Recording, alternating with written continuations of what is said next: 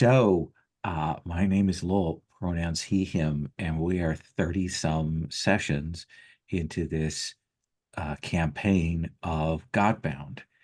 This is the end of our third arc of this particular campaign. Last time we saw that Ordevi Ivedro headed off across the great waters to the western lands to carry the word of the Pantheon and bring stories of that to them in the hopes of spreading that across the land. At the same time, our Pantheon gathered their NPCs to them, both the members of the Pantheons and others, and they discussed their plans, which in great part involves going to the site of the battle and facing both foes, not necessarily simultaneously, but with the idea that Ghaznaki, there, that huge city which lies in the land which is known as Arwenshaw, the land that has been shadowed by this dragon, that there are two forces there. There are the forces of the wild, dark heart of the wilds, of the jungle, and there's the force of the black dragon of the death gods. And you hope to muster elements of what that dark heart can bring to bear, and utilize that against the other forces arrayed, I guess is the best way to put that, and to deal with the black dragon. There were a few other wishes that were put in there that I just want to remind us of before we get into play. I believe there was the wish of the fight, of dealing with the twins. There was a wish of for some epilogue things, which we'll come back to. There's dealing with Nuan Lao. And I think the other one is some kind of conversation with the Black Dragon before everything goes down. And any questions, anything wants to do to set the scene at risk of throwing things open to the table before I move to frame us up a little bit? Sherry, I see hesitation on your part. Something you wanted to say?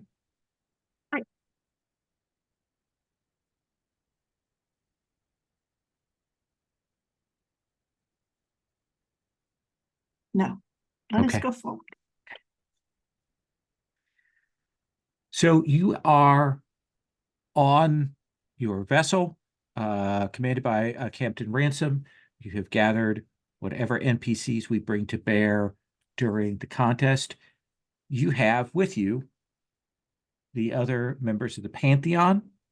You can bring them to bear to solve problems or to absorb the punishment that you might take. So keep that in mind out there. This is a epic, narrative, dramatic story. You are approaching the lands of Arwenshaw, and the vessels there will land the ships, and you will disembark to move forward towards this. And I think, as you move in off of the ships, away from the tides, I think you'll feel that force of that darkness, that particular tide starting to wash over here. There is a battlefield. There is a city.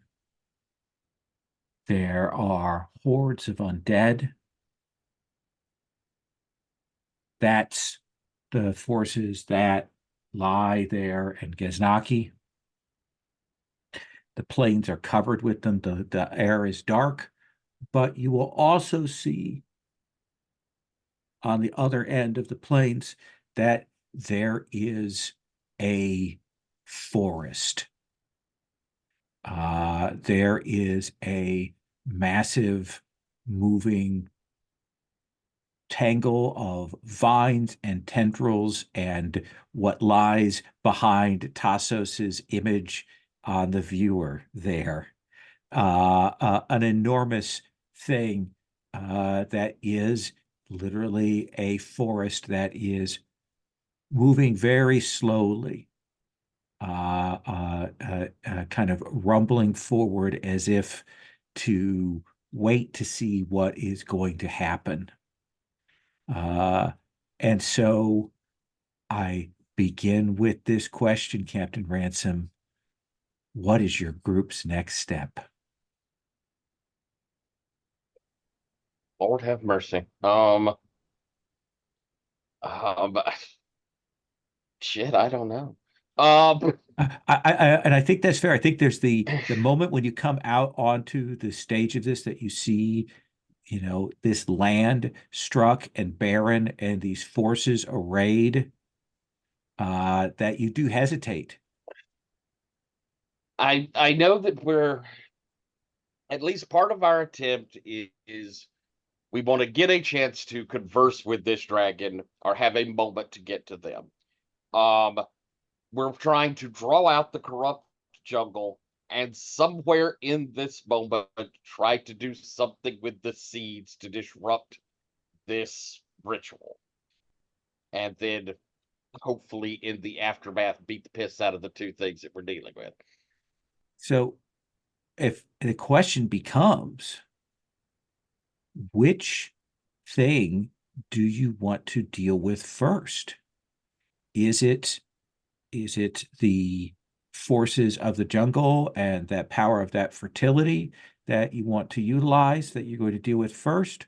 Or is it facing down the dragon and what it has to bear? The dragon first, wouldn't it? Because that's how we're going to be able to summon or to empower your dragon that you've created, and then we'd have it as an asset going into the second fight, right? Isn't that correct? Sure. I could summon my dragon to speak to that dragon, but the thing of the summoning is significant. If the dragon would speak to me, we know that he has the intent to force our hand to kill him. So I do not know how amenable he is to speaking to us, but he will speak to another dragon. Okay. Okay. So play off something like draconic hospitality rules or something. Exactly. Okay. Because you had kind of set it up a little bit differently last time, so I just wanted to make what sure. was your intent of how I had set it up? What I thought that you were doing was to utilize the fertility power to deal with the undead. Yes, definitely going draw to do on that. and then bring that to bear on the dragon. But I could be wrong. Oh. Like start the conversation with a very big glowing stick. Okay. And then when the dragon passes, summon back that dragon. Okay. Got it. I'm willing to do it. Okay. Okay. Yeah. I sort of feel like or like my first thought for how to go at some sort of ritual stealing this flow, disrupting this magic is probably going to be something by like a ritual by proxy.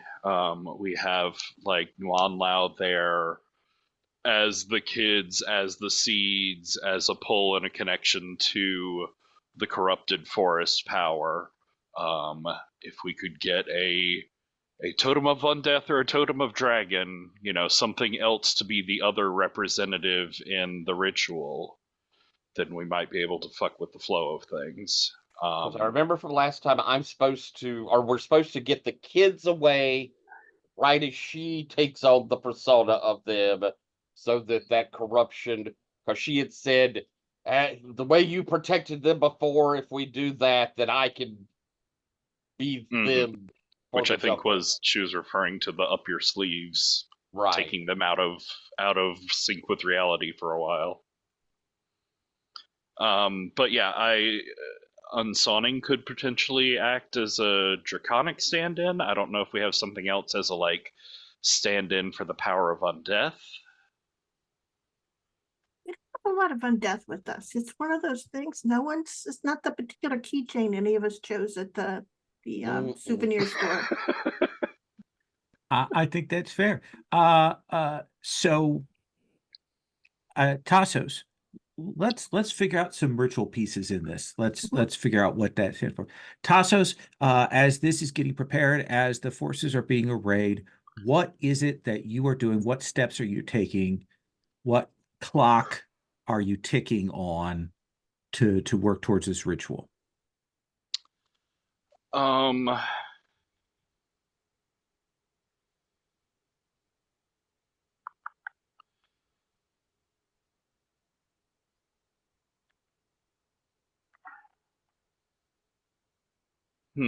guess maybe I could be helping Nuan Lao with that moment of the switch in the shell game of hiding the kids and replacing her and making sure that the deception is up to the scrutiny of a god, even if it is mad. Absolutely. I think what I would like from you for this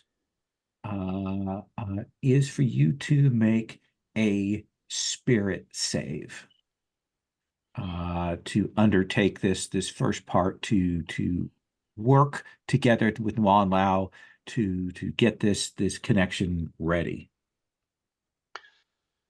And it says I have a spirit save of 7, and I still, after all this time, don't understand what that means. I believe that. Oh gosh, now I have to go look it up, don't I? You're the one that called for rules. I know. What was I Saving throws thinking? are the thing. I think you have to. Aren't they the ones you roll under? I don't know. Second. It has been a while, boy, since we've done these kinds of things. Saves.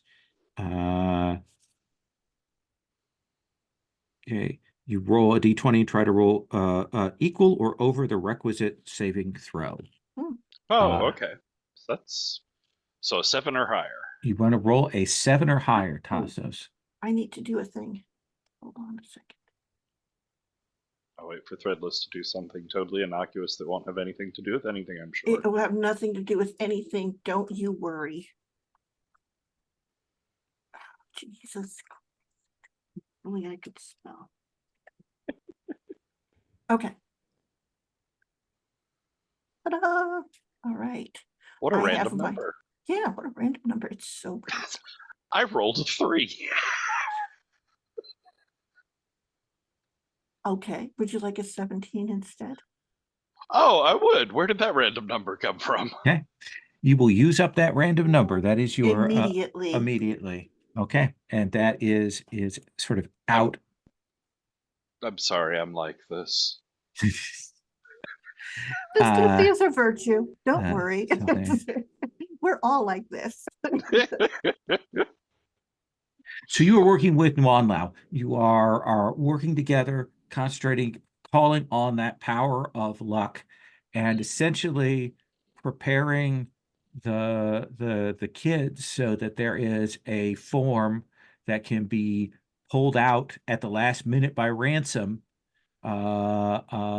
when you put forward the beacon of these seeds, because you will see this jungle kind of once you and the others are on the field begin to move, and you will see that things are breaking off from the jungle, enormous figures that look like forces that have been summoned by these powers that have taken this form other pieces. These are other seeds that have already come to fruition that are moving forward. Tassos, who do we want to go to next, PC wise, do you think?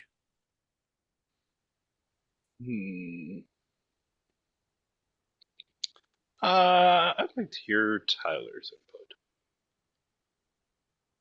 Ransom, we have undead on the field, we have the looming dragon, we have this jungle that is moving forward, and Tassos is preparing the mechanism to use against it. What are you doing?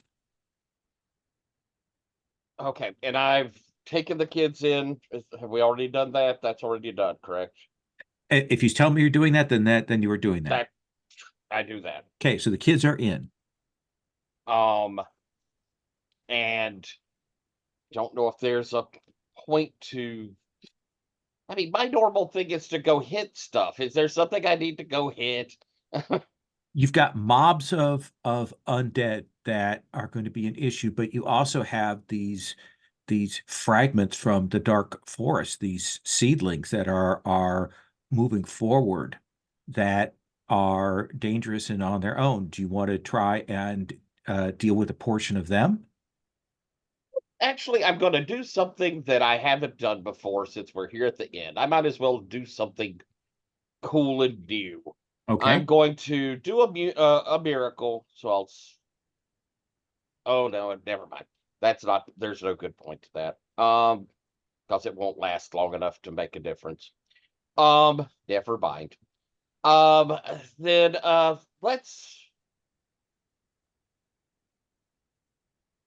let's go take care of are the seedlings the closest? Is that the biggest immediate threat?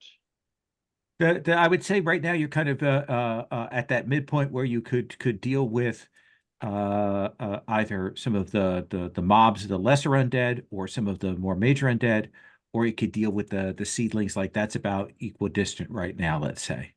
Okay. I'm going to think I'm going to head towards a mob of undead. I've got Ensign Sparks, my storm giant friend who's charging into battle with me. He's been made a disciple now. Mm-hmm. And we are moving forward to hack into these undead to try and keep a clear space in that direction. Absolutely. Let us have you make a hardiness save All as right. you smash into these undead here. Okay. It wouldn't be poison of any sort, would it? I don't believe so. It's facing the undead forces. Okay, just making sure. Sure. All right, hardiness 7. I rolled a 13. So what do we see you and this storm giant doing? Like the wave of these undead that have been created over the weeks by this dragon's breath, the ones that are still kind of intact. What do we see you doing? Again, the intent is to try and keep them back from us for a while. So we're kind of we move up and kind of building a salient as we fight them, kind of making Okay. that bulge around us, keeping them back. And it was a well rolled over the margin, so there is that thing of these waves and these mobs of creatures here, and I think you will cut through some lines. You realize there are a lot of them. They are a mob, and they are going to be a problem here shortly as they accumulate. Now that there is something for them to move towards, they are moving towards it. So you have done that. Who goes next, Captain Ransom? Yep, send it to Threadless. Threadless. So, because Unsonic is standing here, I am here, and in some ways, that is because I am there to protect him. Okay. But I'm also here to prime the pump for Darius to get that flow coming from the jungle things, moving so that they can pump that into the undead, if that makes any sense, that fertility.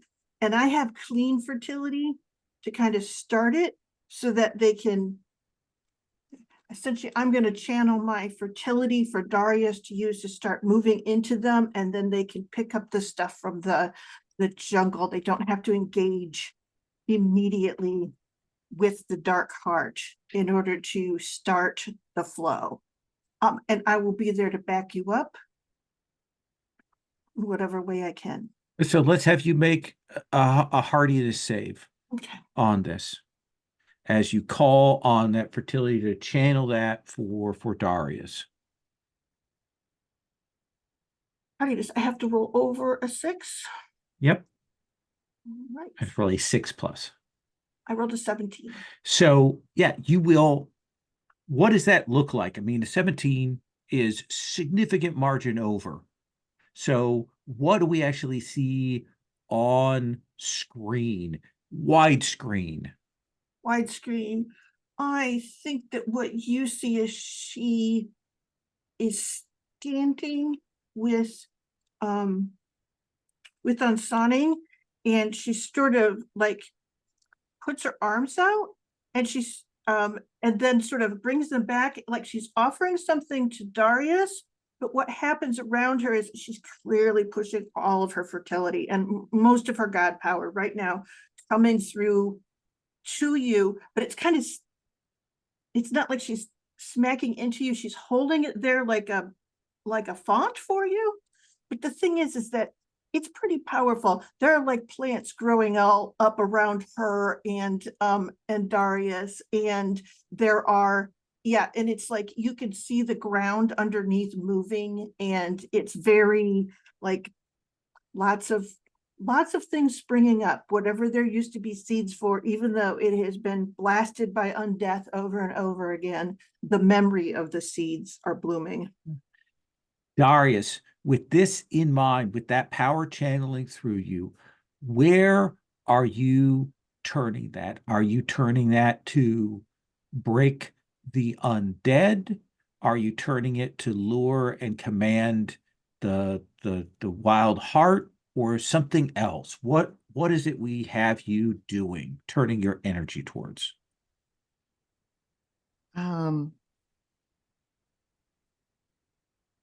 So I think the plan was, yes, to use it on the undead.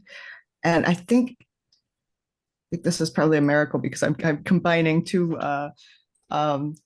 gifts. But yeah, I wanted to like first carefully pull, that energy from Threadless. And then yeah, once it's like the pump is primed, basically draw out the life force of the forest and walk into the undead. All right, let's have you make a spirit save. Cool, that is 6. Okay, it's not bad. 14.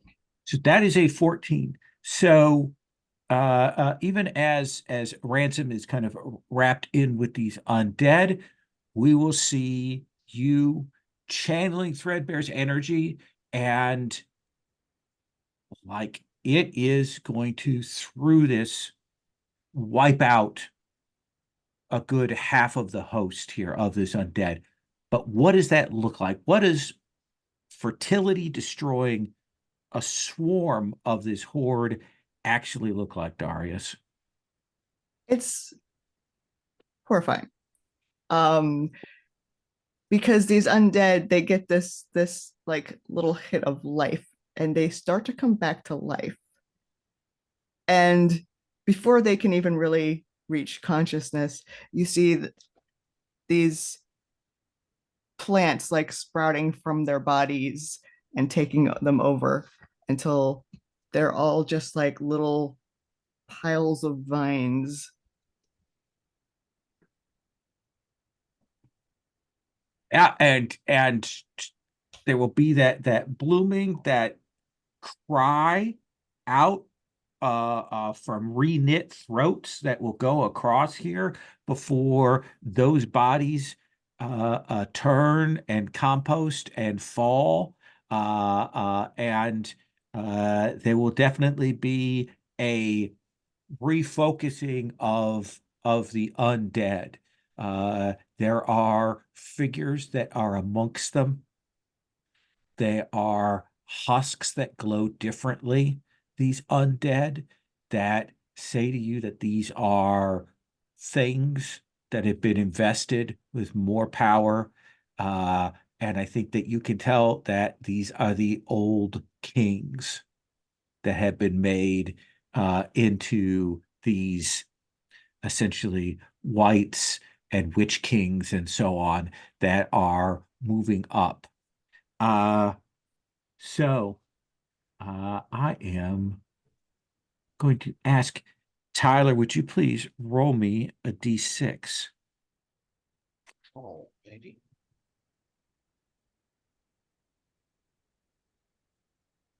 Six.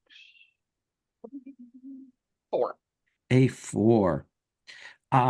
You will feel as you and the store giant press forward that there are forces that are pressing in on you from that undeath, the leaders of these things.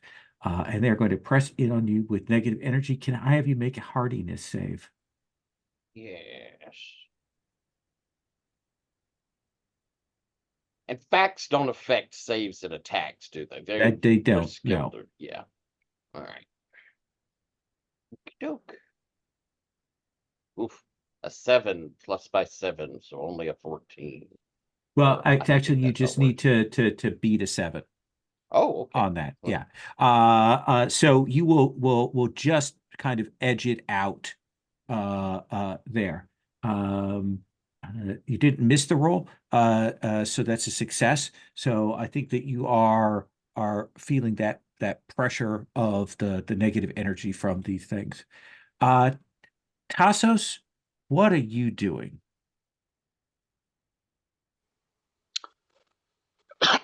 um, so we have these like seeds coming towards us, and you know, the a sort of like problem in this ritual is that they are so immediately tied into the dark forest energy, like it would be easy if it was going to redistribute to go to one of them. So I basically want to call up like monsters of the id and go amongst them and just keep them off balanced and terrified and too like frantic to for any of them to collect themselves enough to realize or try and intervene in this ritual. All right. That feels like a spirit save there as you extend your influence outward, malign and dark and nightmarish. Nice. Um, if it makes any impact, then you know people making morale things or whatever have a -2 against me because I'm scary. That is, oh, that's an 18. That's It's much better than a 18. 3. So you are disrupting some of those things. You can see that they are primal. I mean, they are made of this soul stuff, these seeds. But your forces, your sense of what fear is, will reach through to make even these dark young remember something of what they used to be, and bring them up short. Nice. And And I'm not trying to like stay with any particular ones long enough to actually like battle or engage them. It's just, you know, flickering fears and shadows going through the whole group of them. you're absolutely causing that sort of dismay amongst them. Uh, Threadless. Oh, have given that gift. I think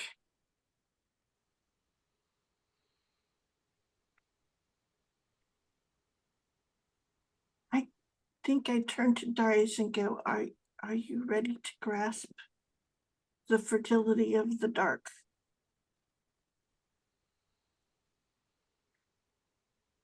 I think you get this like kind of scared expression for just a second.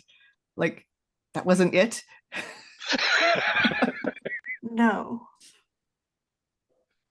But it's primed the pump. All right then. All right. All right. I think that this is a miracle because it's not anything that you can do per se. Okay. But I think that I, who also have power over fertility, am going to reach out and grasp the wisps of this coming off of this front line, these dismayed children, whatever, grab a hold of it and feed it into that stream that Darius has been sending towards the undead, essentially to start sapping them of their power. Okay. Darius, I think you need to make another spirit save here. Cool. Yeah.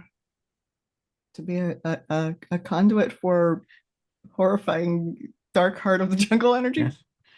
Yes. Very sorry.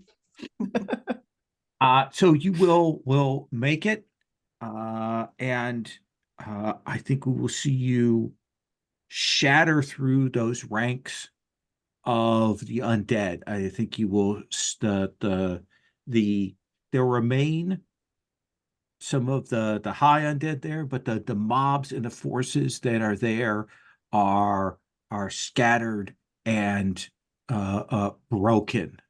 And that is when the jungle rushes forward. And we are now going into the first combat. As the forces have been diminished of these mobs of the wilds, they have been cut in twain by Tassos's work. But you will see the Dark Heart itself kind of rush forward as well. And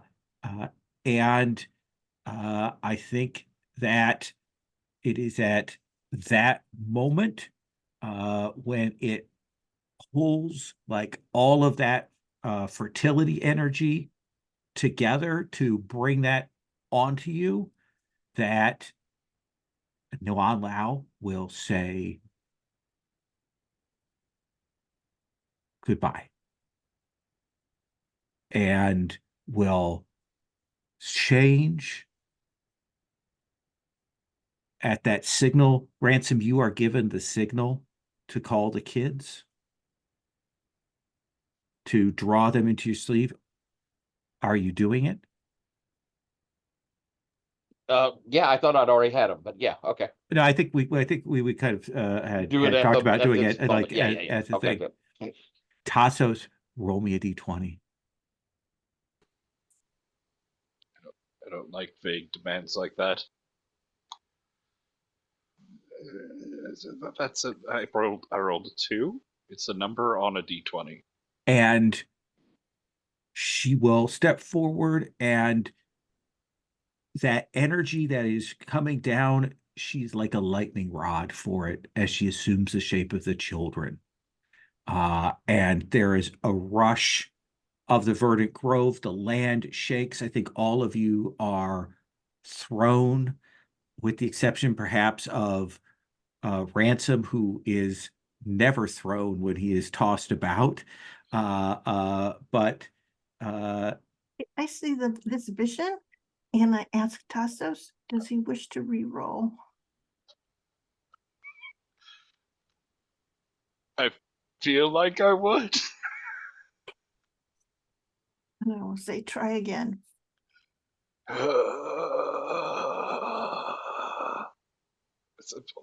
That's a 5. It's a Oh, different number that's on a d20. sir. what is slightly different about this time? What What is it? Last time she was grabbed up before you could say anything, before you could do anything.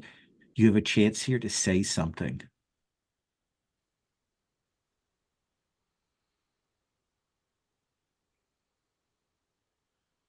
Um, I think there's that moment as the like lightning strike of energy is gathering itself, and that sort of stillness before it comes down, and he just looks across the field and says, "We will find you. We will find you on the other side." And there is that whoosh. And we're going to a fight. There are 2 mobs of the 8 left, and the Dark Heart. And normally you would have had undead pressing on the back of you, perhaps entering into the fight, but you've cleared them away, such that the dragon is waiting and not entering into this battle. Ransom. We've got a Okay. mob of essentially swamp thing, man thing, kind of transformed people, and the Dark Heart, which is like a great looming section of woods, a little bit now like Nausicaa, that kind of weird. The vegetation is alien and dark. And that is what Snatch don't allow and kind of It's pull her. it's what Noan Lao spent herself to keep its energy from striking all of you. Essentially, it fired off its alpha strike, Gotcha. and she dispersed it by channeling it. Gotcha. All right. I turn back towards where these things of the jungle are approaching, and I draw my cutlass and I wave it above me, and as we do, we get the smell of salt in the air. The the air is thick with a mist as I raise it above my head and I strike down into the ground. I spend an effort. And rising up from the land itself is a massive tidal wave, 200 feet wide, 100 feet long, and 100 feet high. And I And send this tsunami, 30 feet high, sorry, sure, towards them. It will do my level, which is now what, 8, I believe? yep. 8. And to mobs, it does triple damage. So that will do 24 points of damage. So that will wash down that salt water, that brine, that contaminant will wash down, and that hits, and when the water clears, when that is gone, perhaps a little over a third of them are just of that mob are just completely gone. It has 60 hit dice. You have eliminated 24 hit dice out of it. So it will just absolutely devastates them. Threadless. Mhm. Yeah, and I think that this is when she doesn't even step forward. She's so bound up in the plants around her, and on Sonic, that she actually kind of reaches a vine out to extend to it, and she actually transmutes that salt water that's out there into paraffin wax, and it essentially then follows up with fire. Just essentially, it isn't going to. It will go up pretty fast, pretty darn fast, and it will not be a kind environment for them. So are you doing a miracle, or are you using a Yes. particular gift? I'm using transmuter to get the thing, and then I will transmute something else into something highly flammable that will go up, Okay. essentially.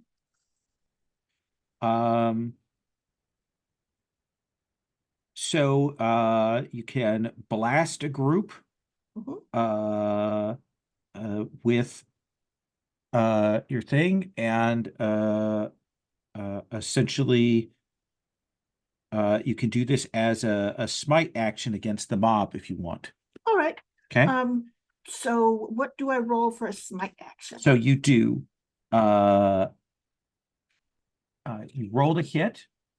Their AC is Wait, do you roll the hit on a smite? Yes, you do.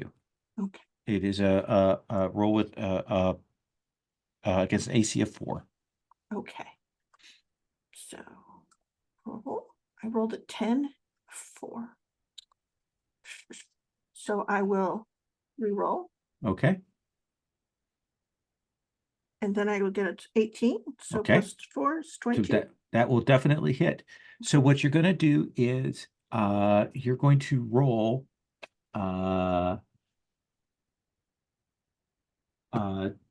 these what your level is 8. Mhm.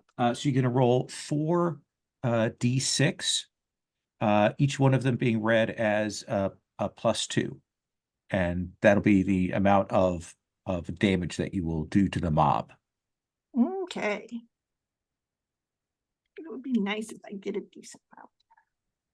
Oh, I rolled 3 6s and a 2. So that's 8 plus 8 plus 8 plus 4. Okay. 12 plus 16, Uh, 28. Is that so right? yep. So that's going to be another 7 points. Oh, 7 points. I'm sorry. Yeah, no. It's- Essentially, we read each die separately on Okay. the thing. But it's because it's a big group that Oh, we do that. But that will smash through them, and they are effectively at this point staggered, so they are less than half all right. right now. Um, Darius, what are you doing? I'll have it again. Uh, I am committing effort, and I guess one target. Okay, so where am I? They sicken following half the current hit dice or hit points. Rounded up, worthy foes get a hardiness save to resist. So you want to do that to the Dark Heart? Yes. Okay. Then I'm going to roll. It has a 5+ save. Let's see what happens.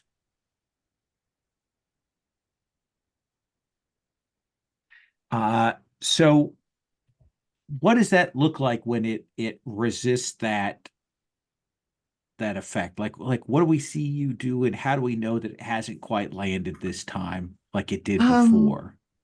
You start to see like the outer edges like dry out, almost like the heat or the smoke from that paraffin fire was affecting them, and then that stops and it just sort of returns. And yeah, that will kind of not give what you want. Tassos, what do you do? Um, so there's still some of the mob of, was it the undead mob? There's no, this is This is all the Dark Heart. the Dark Hearth mob. There's about 28 hit dice worth of that left. Oh, lovely. Then yeah, I think multi-headed, melty shadow Cerberus cat is gonna go bounding into them and batting various pieces to the side and pouncing on things, and ripping and tearing. And I have a great time against mobs. Okay. Um, I'm gonna do for my claws that catch the claws and fangs of this weird melty cat monster are dripping poisonous venom, and I do max damage against mobs. Okay. So go ahead and make that. Are you also spending uh, a thing to do a miracle to do a smite? I could, I suppose. You could.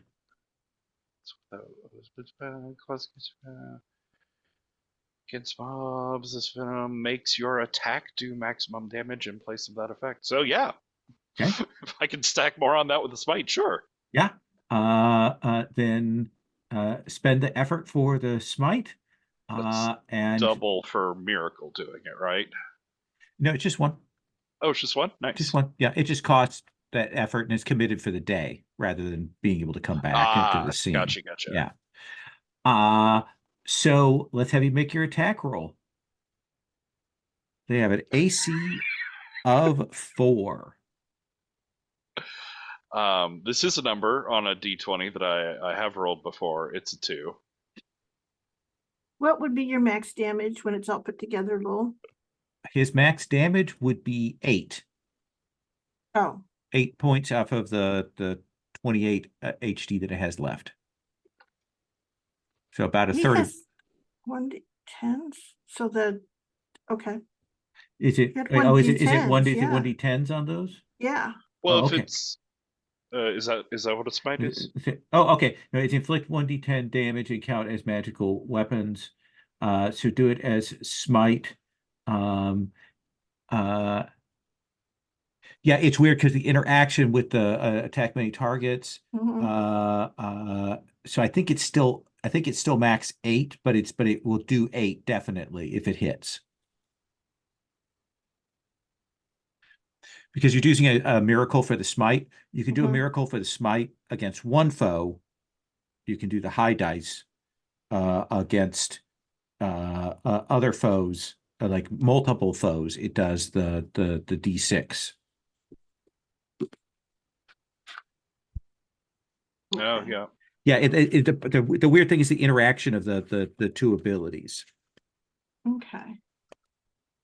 Well, no, he would be doing a Corona of Fury, wouldn't he? As this would be his. Well, the hurt several targets miracle is a d6 per 2 levels, whereas the hurt one target is a d8 per level. Well, Corona of Fury Smite is D8, but it's for every 2 levels. Right. That's what everybody, what the smite is, right? Oh, well, no, for the singular, it's per level. For a D8 per level. For a Corona of Fury, it's a D8 for every 2 levels. So the die would be a D8. So hurt I'm several just looking targets. at the When blasting a miracles target can do. blasting a group of targets in sight, a miracle can inflict a D6 die of damage per 2 levels or hit dice of the character with a 10d6 cap. Oh, well, then what you'd want to do, though, is you'd want to use a miracle to do a universal gift, wouldn't you? Oh, well, So that would take double effort. Oh, okay. I'm getting away with this with one effort because it's just a basic miracle. Emulating a specific gift would mean extra effort costs. Gotcha. That's right. I mean, you could do that. I'm just asking because I wanted to know if it was worth it to give him a reroll. That's all. Would you like a reroll, Tassos? Sure. Okay, that's your third. I might have to call it here. Okay. I'm cutting you off. That's right. I'm Don't fine. ever I can say keep going I'm not all a friend night. to you. No, that's all I can say. I can stop rolling anytime I want. Oh, I wish that were true for any of us. So AC is 4 plus 6 is 10. And what's your base attack roll at your level now? Claws that catch 9. You will just miss. So what is it that goes here? Is it their numbers? Is it that your attention is drawn somewhere else? What happens that doesn't let you hit them as strongly as you would want to? I think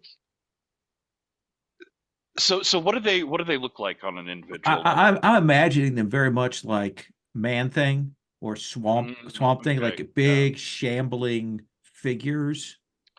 I think as as I'm getting into them and I see them up close, they have these like roots and vines that go into the ground underneath them. They're sort of like ripping them out and reforming them with every step.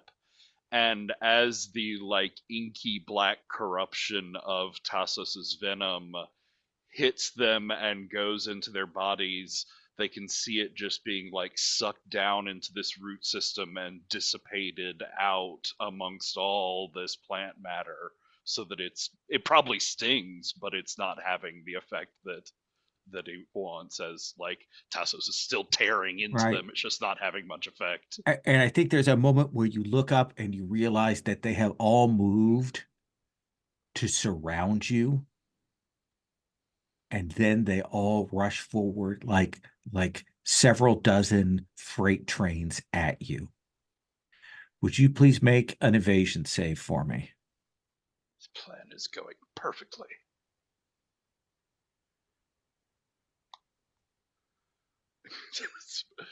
That's a 4, which is not a 7. That is not. You take 13 points of damage. But does this count as one attack? Yes. I take 12 points of damage. You take 12 points of damage. It smashes into you.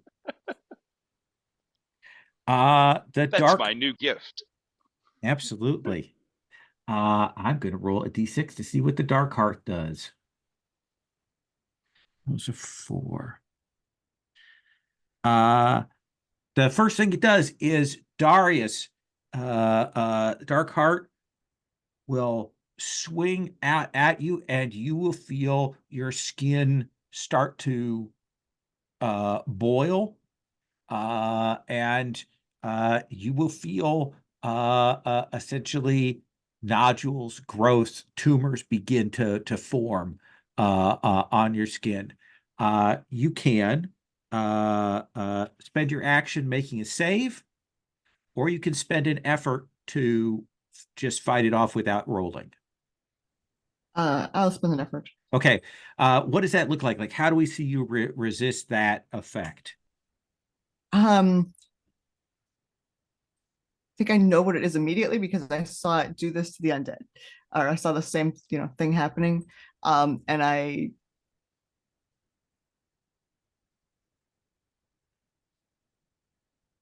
like flatten myself onto the ground and like just send that contamination and energy like at the dirt. Like grounding, electricity. Awesome.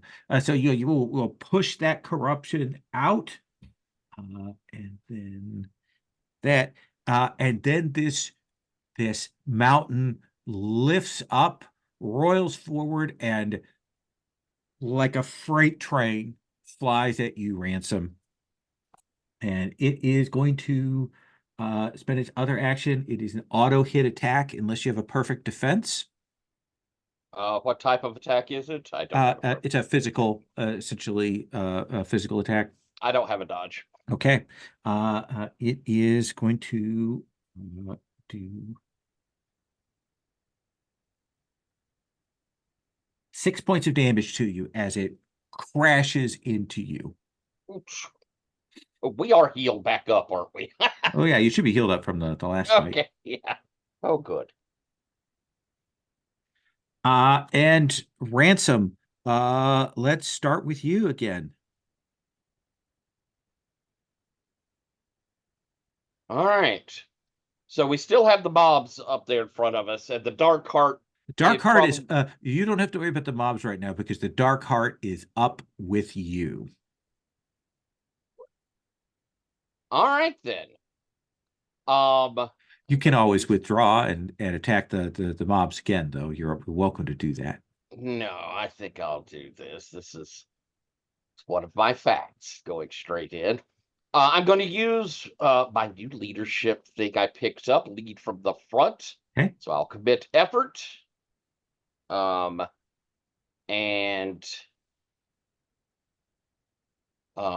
yes, commit effort. And I sound my battle cry as I scream.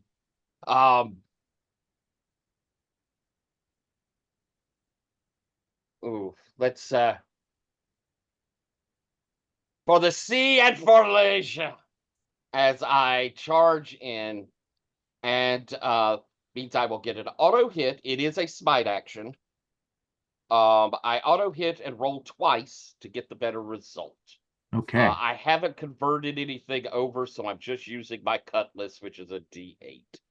So smite, so you're doing I won't be able to use it again for another round. right. Well, I guess what I mean is you're doing a D No, no, no. It's just a smite action, meaning I can't do it back to back to back to back. Oh, okay. So the auto hit is the thing for it. Okay. Right, and the roll twice for damage. But Okay. and it has I'll get a cool after effect too once I do it. But let's see. So I roll a D8 plus my strength mod is 1. So D8 plus 1. Only get D8. Once, twice. I take the 6. 7. So that's So 7. So 2 points. Excellent. Not excellent, but okay. And then I designate one ally who will receive the benefit of this just the same if they do on their next action attacking the same enemy. Okay. Who looks like they're go? Let's see. Tassos, you're up front. You want to have an auto hit and roll twice for damage? I would enjoy that. Actually hitting? Tassos, charge! As I designate you to follow me in. And you're attacking the Dark Heart itself, right? The Dark Heart, yeah, it came in and whacked me. I will come join you. Tassos, go ahead and if you wish to attack. And again, it is an auto hit. So you're rolling a D10 for damage twice. Nice.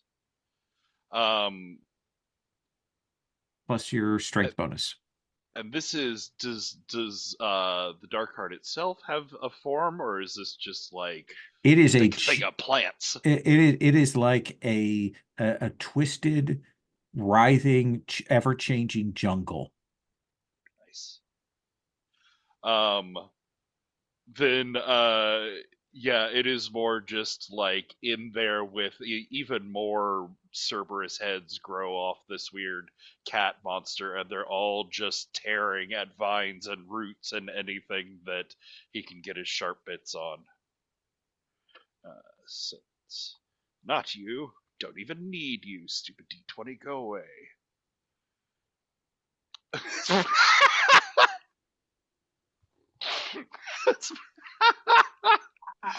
So a 1+1 for damage. So a 2. A 2 for damage. So I think it is that this thing, it doesn't have like the kind of solid form that you would want to lay your paws on, and you're getting caught up in the vines of this thing. Does that seem fair? Yeah, because it constantly takes Tassos a moment to focus to go all melty and get through stuff like that. So while they're attacking and biting, they're pretty solid. Yeah, it is a question of two things that are ever changing and shifting, fighting each other. It's like two Stretch Armstrongs kind of wrapping around horribly, slightly pornographic, but that kind of thing. Threadbare. My name is Threadless. Why but is in this I Threadbare thing? appreciate the name change for this session. You put it in it's in your thing. Is Look. it? Oh my gosh. Yeah, that's I your video did. name. Oh, that's my own name. Oh my gosh. I think I was feeling a little raw when I did this. There we go. All right. So Our I think I'm gods, Threadbare going and to use Debbie. Reign of Sorrow. So commit effort against mobs. The damage die of my ranged weapon attacks are rolled straight and add your level. Thus, an 8th level Godbound rolling a 1d10 weapon with a +2 attribute bonus would inflict from 2 to 16 hit dice of damage against a mob, and that's what I'm going against. Okay. So essentially, it is an auto hit because they did that overwhelm on Tassos last time. oh, okay, that's nice. So that means it's what's the 7 to 16 hit dice? I So don't understand. I have 8. So it's red straight. What is your weapon damage die with your bow? It's a D10, It's a right? 1d10. Okay. So roll me a D10. Okay.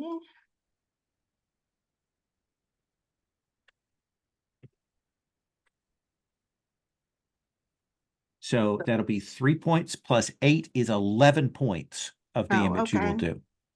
All right. I Oh, don't wait, understand why they wait, say hit what's your dex? dice. What's your dex bonus? Oh, my dex bonus is quite good. Well, it's okay. My dex bonus is 8. Right? Yeah. Your dex bonus? What's your modifier? It's the score. Yeah. What's your modifier? My modifier is, oh, it's -1. For dexterity? No, I'm your reading dex modifier's Tasos's. 2. My God, it's 2. Your mod is a 2. So that's Yeah. another 2 points. So it's 3 plus 8 plus 2 is 13 points of damage to it. Okay. That's okay. What does that look like? That's amazing.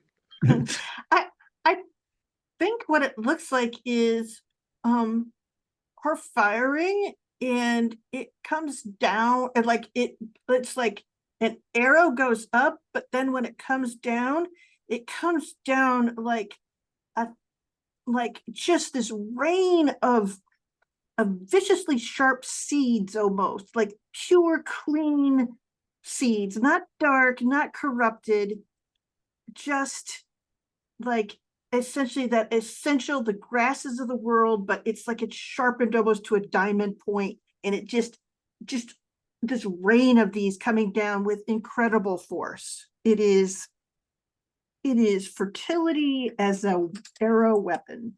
It takes out nearly half of the mob that is remaining in that. Darius. Yeah.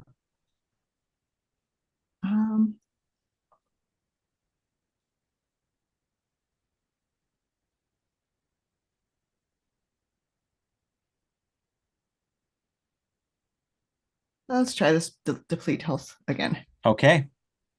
Targeting the dark heart again. Yep. Okay. I roll its save. Uh-huh. Rolled a 20.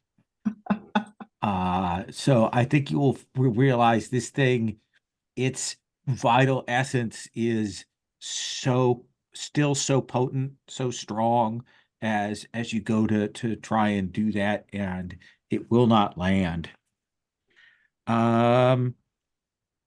Sherry. You mean Threadbare. Threadless. It says threadless. Threadless. What is your AC? My AC is what my AC is. It's an awesome. It's on here somewhere. I never see it. Evasion 6. No, what's your AC? Your armor class? 3. 3. So 3 plus 6. So I'm rolling these plus 9. So that will be 1 hit on you. What is this that's hitting me? This is the mob. I'm sorry, Lowell. I'm fertility. Literally, I have invincible defense against wooden weapons to objects, vegetal monsters, and plant-based toxins. They cannot touch me, sir. That would have been a good thing to tell me before I spent my attack on you. No, it was a perfect way to do it. Lesson learned. All right, then. The mob goes to strike at you and mow you down. I know. And they cannot, because you are I bending. stand between them and Onsonic. That is the only thing that is at risk for me. Okay. Let's do that. So that is that. Captain Ransom, will you please make a a spirit save? It's a yes, not a great one, but all righty. I rolled an 11. Okay. I have a 6. The dark heart will kind of draws out, and you feel it trying to drain your very strength, like actually destroy your strength stat with that attack. And it's going to make a smack at you and at Tasso, since you two are in contact with it. Tassos take 9. Ah, 8. Take 8, sorry. Captain Ransom takes 7. As this thing is just smashing into you. The size of this thing, it's huge. It brings down timbers, the bases of trees, and it's smacking around at you. Captain Ransom, it is back up to you. All right. I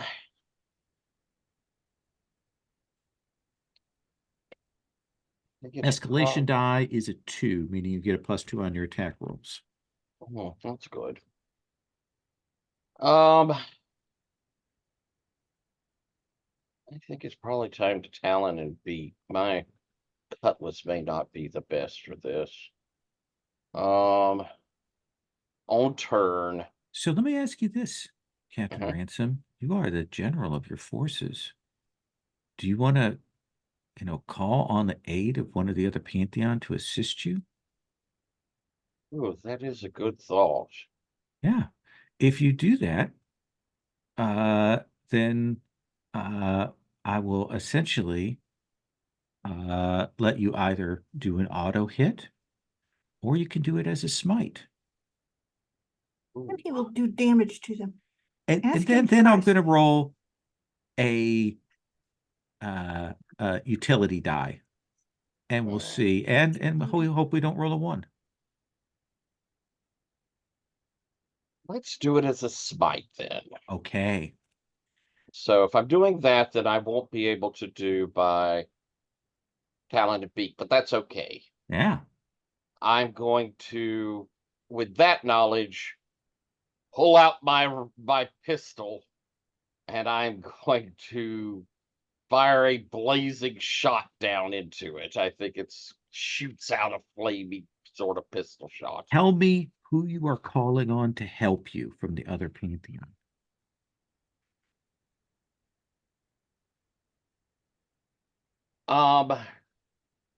Feel like there's a better moment for Lady What's Her Face to come in with a sword.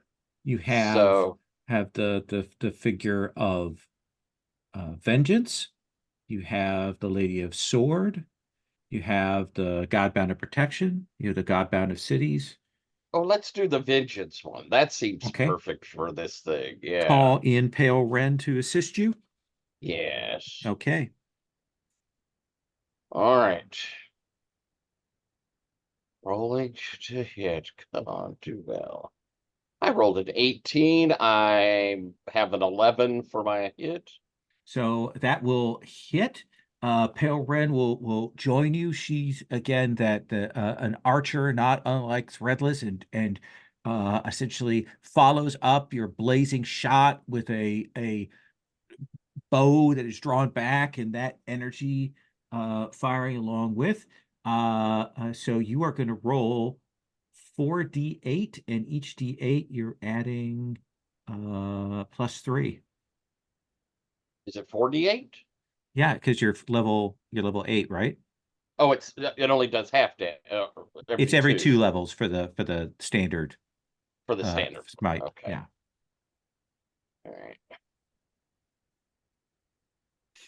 All right. And I add my dex because it's a dex attack. Yep.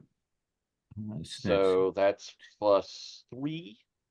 So 7, 9, 7, 8. So you will do 8 points of damage to it, which is almost a quarter of what it has there. Roll me a d6. Like a d6.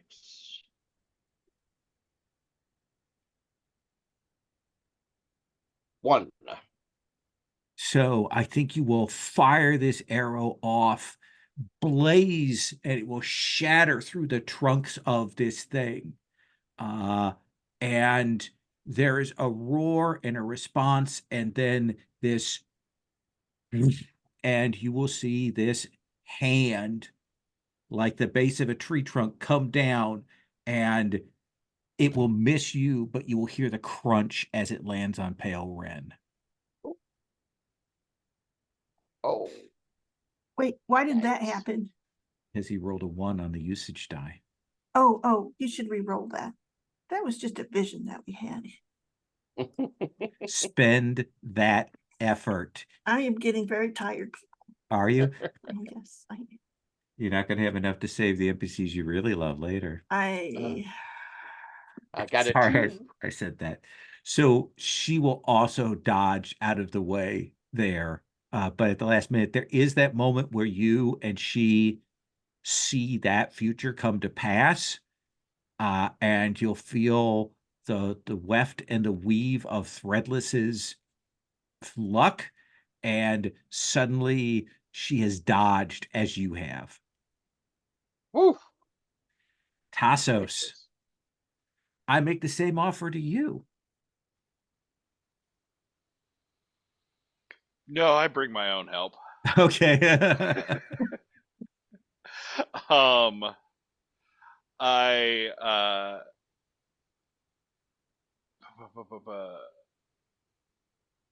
so an action gift means I can't do an attack as well.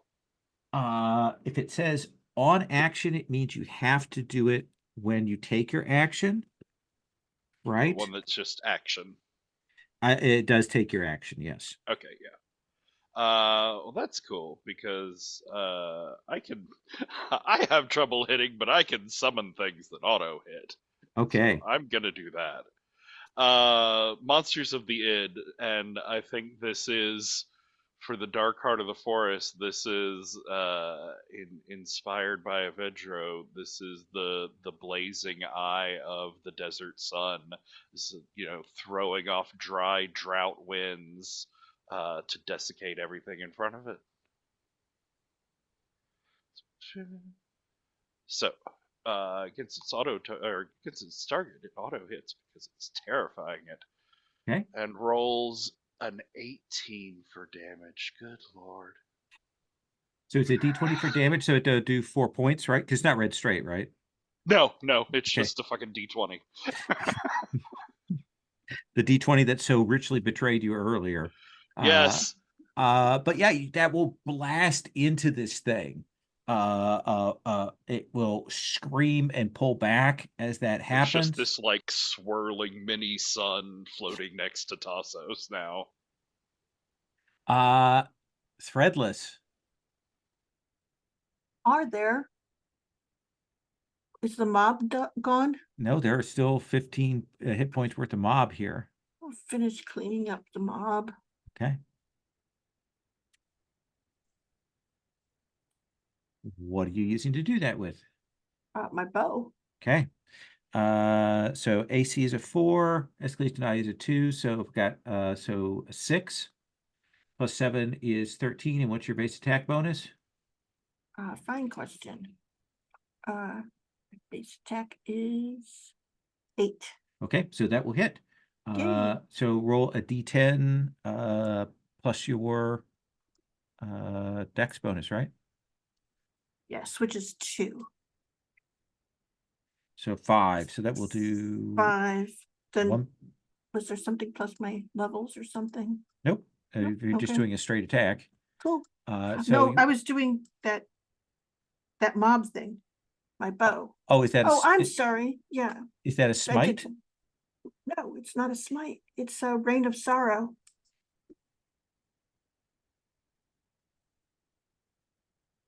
It's a on turn commit effort, then it goes away.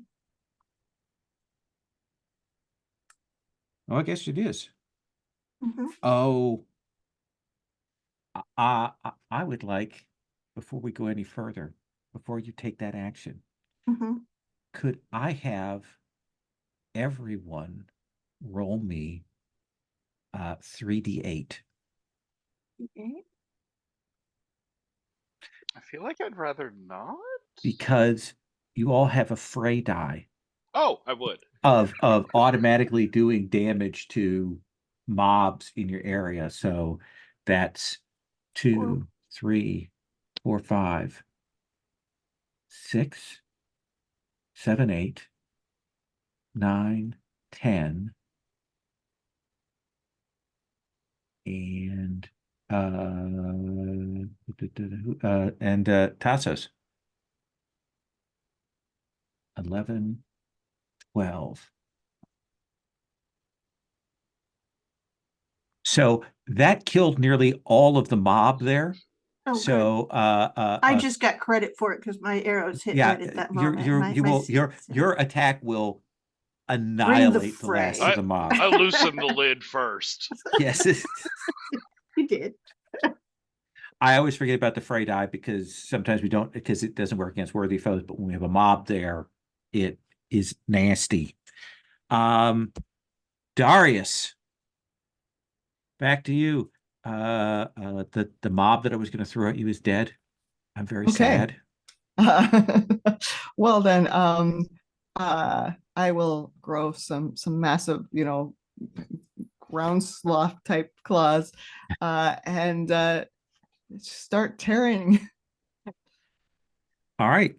Its AC is 0, but escalation die is a 2. So you roll +2 plus your attack bonus. What is my attack bonus? Do I have one? 8. Okay.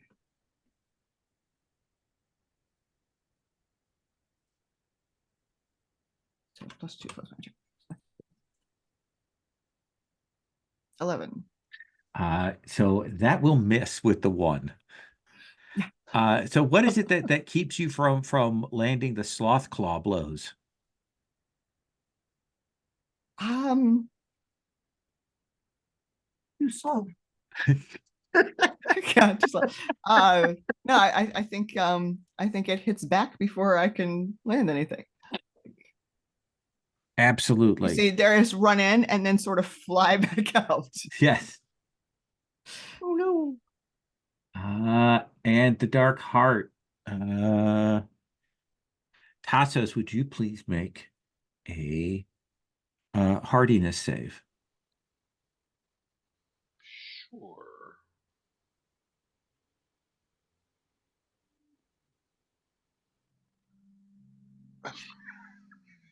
Motherfucker. That's a 1. Okay. Would you please note that temporarily you have lost 6 points of constitution? Oh. When you hit 0, you are going to pass out. Does that affect my hit points? That does not affect your hit points. It is a temporary thing, and it is essentially setting up a different secondary damage track to muck with you. Gotcha. Okay. Yeah, put it in another place though. Yeah. And then it is going to strike at Ransom. For 7. And Tassos, you're still up there for what would have been 3, but is actually 2. Ah. Anything is continuing to swing around. Escalation die is a 3. Don't forget, if you wish to use your allies, you just tell me. Ransom. All right. Ooh.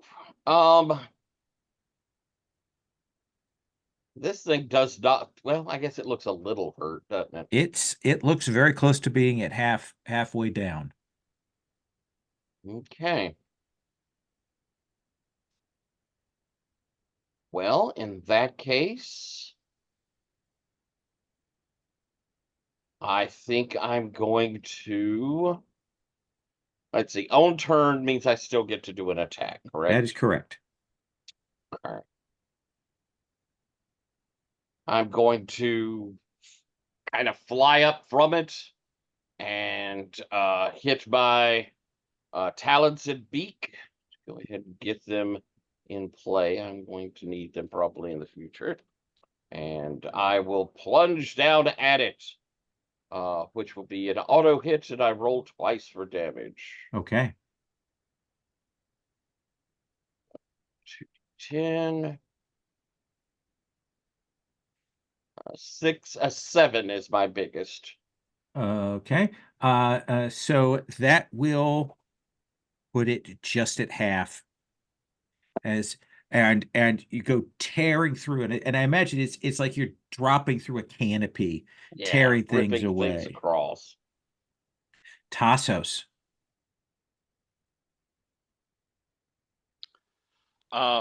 So the orb of that sun still spinning next to me. Oh yeah. I'm going to take inspiration from it, and the multi cat heads sort of lengthen out on these growing necks and get longer and sharper. And as their draconic features sort of come into focus, they will open their mouths and start breathing fire all over the place. I don't know if that does anything extra to them, but it makes me feel good. Excellent. Burning Orb of a Sun. Rolled an 18 for damage again. Just great sun. Love this sun. Best sun. Tassos's many flame-breathing dragon heads. I rolled a 12 to hit. That will hit. So A D10 plus 1, right? Yeah, my normal damage, not taking into account any fire, would be 5. So that's a chunk. That's almost a quarter of what it has left as those flames and this burning sun are crackling into it. It's spinning around trying to get at you, threadless. Oh, and I suppose I could have read off the gift I was using too, which Oh, is okay.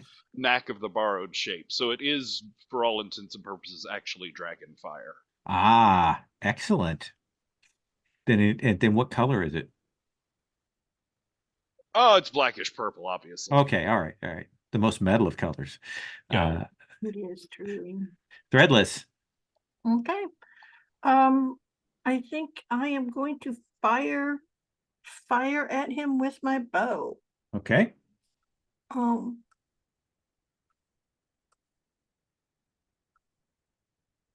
And I will, set the arrow ablaze and fire at him. So this is just a straight roll, straight attack. I have the 1d10. Okay. All of my stuff is about having the chunk of damage. So my roll to hit is a 7 plus an 8, plus whatever, Plus 3.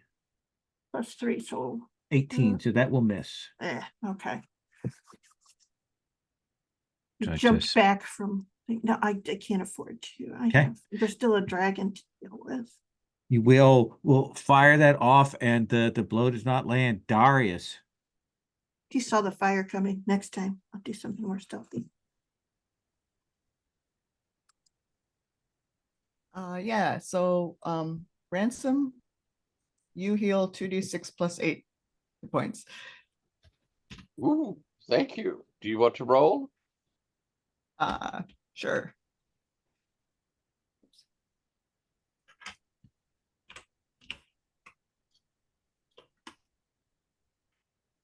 Ooh, Right, 16. 16 points of thank you damage. very kindly. That was my action. Excellent. It will go.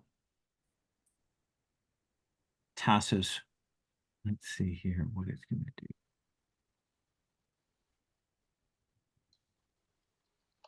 do. Okay. Tassos, what is your AC? 10. 10. All right. Well, it's going to swing at you with a smite.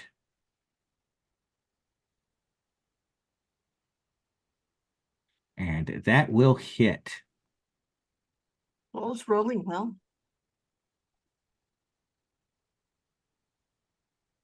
Ooh. So 4, 5, 6, 7, 8, 9, 10 points of damage as it swings down into you, Tassos. Oh, sorry, 9 points of damage.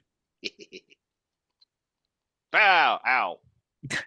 And then Ransom, it can feel the healing hit you, and it will do its other attack on you for 3 points. Barely tags you with that swing there. I have a 0 You have a 0? AC because of my dex. I have an auto hit. His standard attack is okay. an auto hit. Yeah, Gotcha. he's nasty. Escalation die is a 4, Ransom. Oh, I'm sorry. How much did he do? 3 points. 3 points. Gotcha.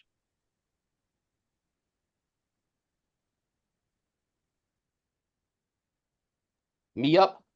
You are up, Ransom. All right. I'm sorry, Chassos. I've got to give this one to somebody who hits a little harder, I think. But I'm going to, or who I little stronger on. I'm going to pull back. I'm clawing through, and as I start digging into him, I will scream out, "For all you have done and all the misery you have brought, we shall carve your heart from you." And I will commit effort. I'm going to have to slow down on that, or I won't have dragon stuff left. But that's my lead from the front. Okay. And I'll auto hit.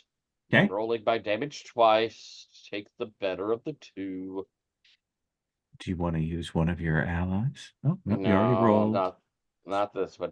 So 7. 7. So that will do 2 points. And Threadless, if you wish to attack that one, attack him, then you will get the auto hit and double roll on damage. Cool. But let's resolve that, and then we'll come to Okay. Tassos. So I get the auto hit, so I just roll my damage. Right? Yeah, top Yes. twice to take the best. Yep. Okay. Unless you're So doing anything special to boost the damage. I don't have much that I can do You on can do that smite if you want to call somebody in. I don't know if it'll do any more. It would do more, potentially, because you get to roll twice for the damage. And you'd be rolling all those D6s. Roll Or or D8s.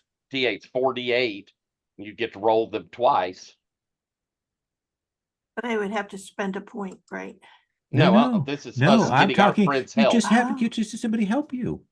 Oh, We just put them in danger. no, no, that's, I don't have the luck points to save them. So, Then just roll your simple damage twice. no. There's a 7. 7, and what is your dex bonus? My dex bonus is 2. 2. So it will do 2 points of damage. Distressing. And Darius.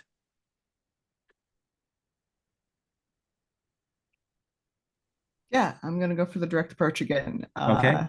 And start tearing things up with these claws. Okay. Hope it goes better than last time. AC is 0, escalation die is a 4. Do you want to use someone's help? You can get an auto hit, or you can do it as smite damage. Who looks tough? Oh, you know what? Penitent 10 looks tough. Okay. Godbound to protection? Absolutely. Do you want to hit without rolling, or do you want to do it for the smite? Let's do smite. Okay. So a roll to hit, your attack bonus +4, trying to hit at 20.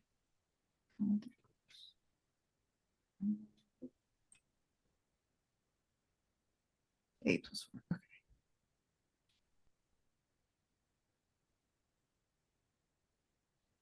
What did I It's a just? good roll. Oh, But just short, right? Because you rolled a 9. yes, I rolled a 9. Did you add the? You couldn't have had it in the escalation die though. Yeah. Or the What is your base attack bonus? My base attack bonus is 8. Okay. And 8 I just realized that is a previous escalation die. Okay. So that will hit. 12, yeah. So you've got these D10 weapons with the Yes. sloth claws. So do me a favor and roll 4d10. See, those are better dice. Ooh. And you've got that as a mod on it. So 4, 8, 12, 13 points of damage, if I'm reading that right. Ooh. At least that much. Lol. First roll me a d6.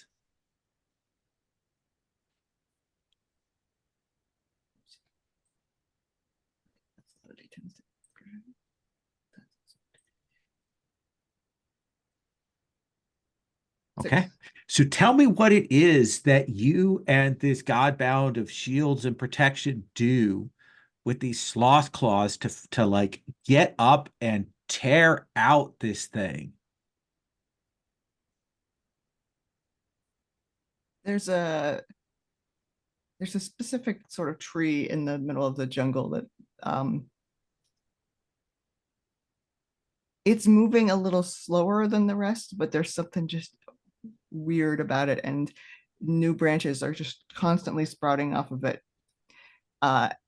and like moving away from it. So I think I finally get far enough to see that, and just like dive in and start shredding. And Penitent 10, takes the other side, and we probably almost kill each other in the process. But Tearing absolutely into this, Captain Ransom. Come back to you. This thing is its last hit dice, staggering forward. Okay. I think I have to just do a normal attack, though. I don't think I've got any auto attacks left in me. I'm all smited out. So I'm going in with claw to try, and I see where they've centered in on, and I rush down towards it with my talons, and I will attempt to hit it.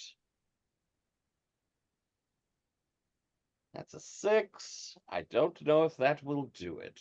Escalation 6. die is Well, a it's 5. escalation went up, right? Because Yeah, I'm so the start of the you're at round. so escalation die is a 5. I have an 8 plus 1 is a 9. Plus 5, 16, plus 9 or 6 is a 21 or 22. That will hit and roll damage. Woo. Boy, that was close. All right, rolling damage. That's a 4. That is a 4, and that is just enough to Oh, drop this thing. And this will collapse to the ground. I think there's just a wave of energy released from this thing. Let's take our break. And then we'll come back to deal with the dragon.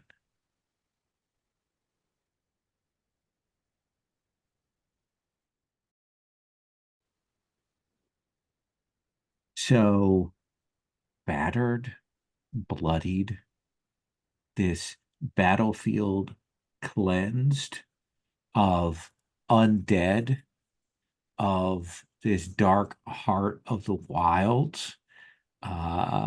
I think you will all turn and you can see perched there, drawn itself out from the inside of the city, probably having casually knocked the palace finally over. You will see this enormous black dragon has risen up and is seated atop the walls, and it is just sitting there.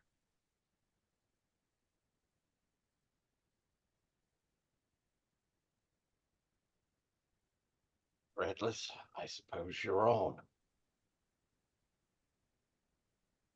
And I will turn to Ansani. I said, has he contacted you?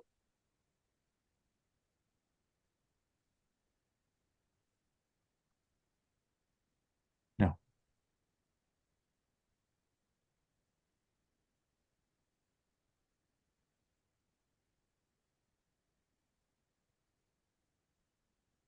I'm going to go talk to him.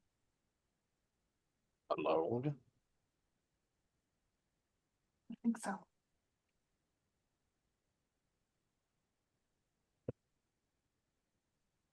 We'll keep an eye on you. And I imagine there's a long way to walk back towards the city, given the size of this. I imagine there is a point at which you kind of tell people to stop following. Mm-hmm. I want to make sure I'm within at least a mile. Oh yeah, you definitely will be. Okay, that's the furthest spot I could get to her instantly. I think you will walk up until you are fairly close. This thing, you had a sense of how big the Leviathan was, the thing that was in the river. Like, you had a sense of its size and scale, but this thing is bigger.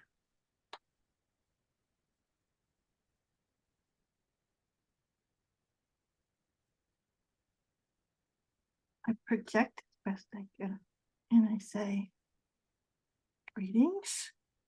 My name is Threadless. We know that you've called us here. May we speak first?"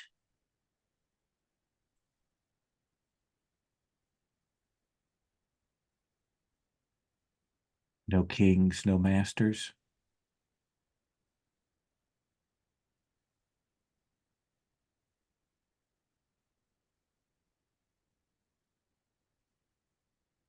Sounds lovely.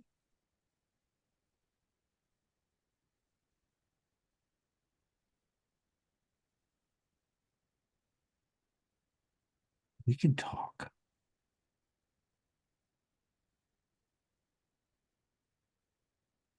Then I will say, the first thing most important to me, most important to this, I love Unsonic. I will change the world for Unsonic.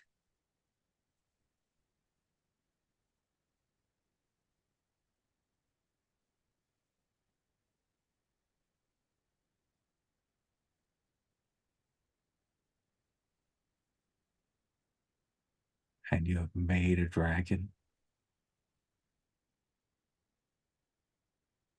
I have done that.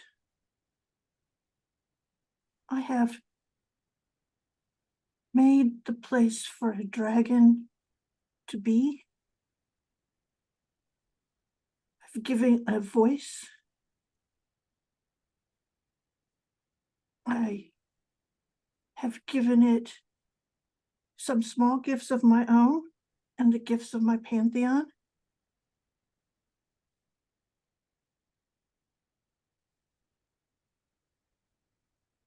Big claw kind of scratching at itself there.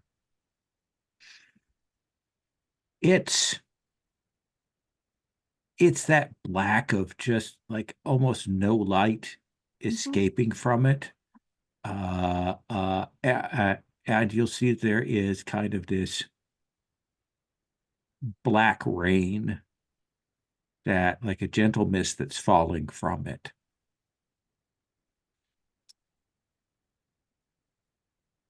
I will give you 3 choices. Threadless, the loom builder.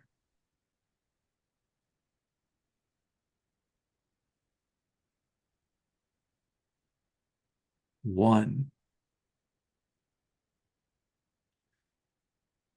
we fight. You call out your dragon, you bring your forces to bear, we fight. I kill 3 of the people that are with you. And because I have killed them, they can never be recovered. Or you can make that one that you have with you that you claim to love into a dragon. And he will be a dragon, and he will not be as he is, and he and I will fight. And he will win, but he will be a dragon, and he will no longer be yours. Or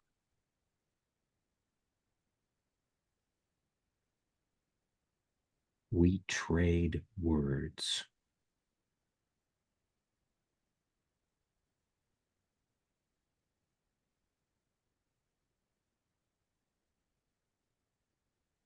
Give me fertility, and I will give you death.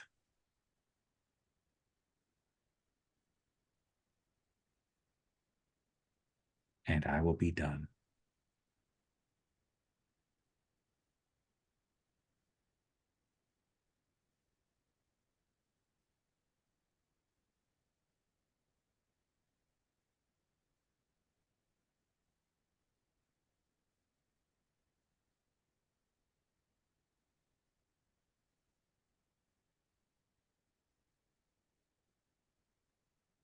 And Unsunning will remain. Yes, you can have your dragon, but it does not need to be unsonic. It will be the dragon that you will make as you have made it. And you will have unsonic.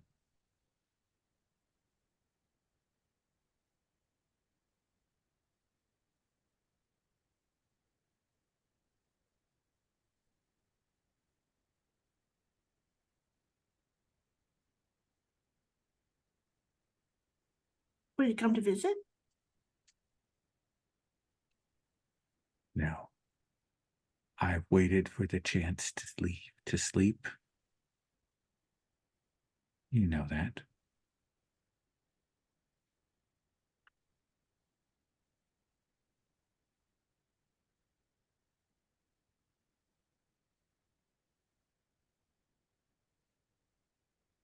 I'll throw in a gift, whichever way you choose.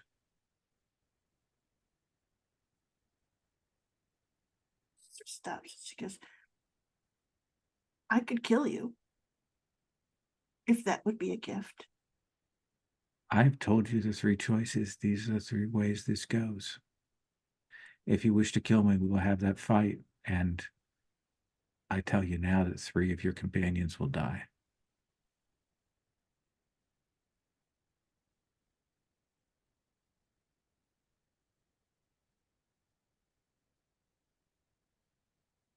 I'll take the word of death.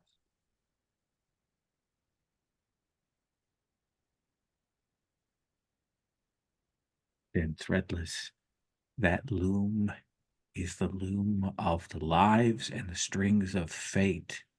You are always meant to bear this, builder, goddess of luck and death. This is the game that has been played. And you will feel that change. What happens? What do we see as that word of fertility leaves you and the word of the death fills its place?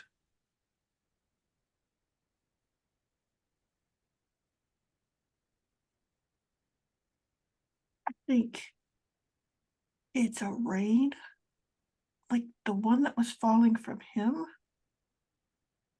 But when it's falling towards her, you can see the pattern. Even though it's too far away for everyone to see it, it's the names and the faces and the thing that they were thinking as they died. A design that's tiny, and yet every thread is so clear to her. She sees all the stories, all the moments, all the ends.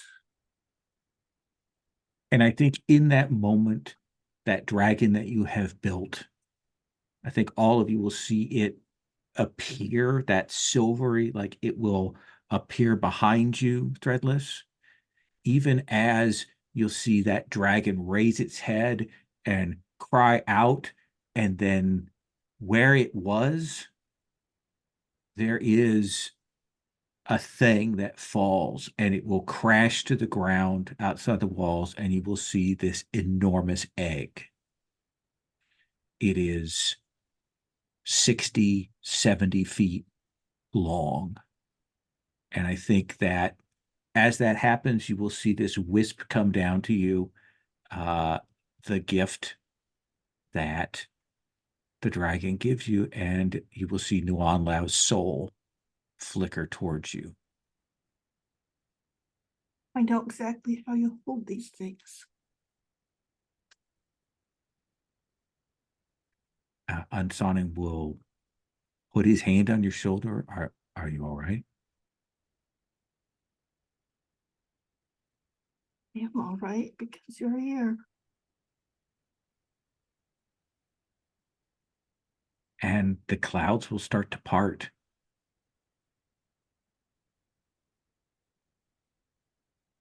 Turn around, Threadless. Everyone is watching you. She was just looking at us. And holding us all here. And I think she waves them over.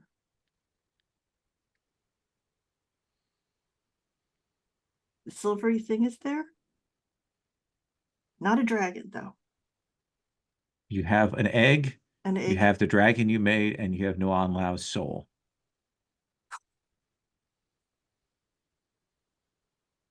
And you have a healer. Yes. And I go, I have a soul.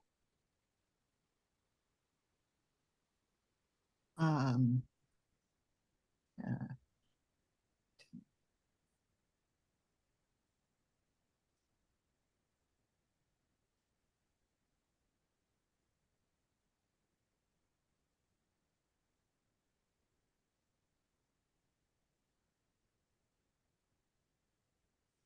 Have a soul. You don't have a body.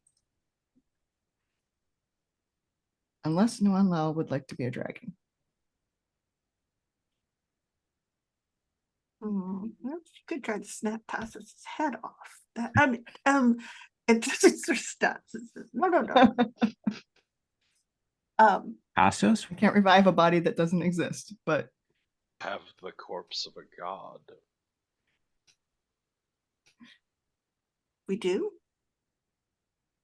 He'll look over to the decaying mass of the heart of the forest. Was that a god? It's an Part of evil you. elemental. That's something you think she would want to be.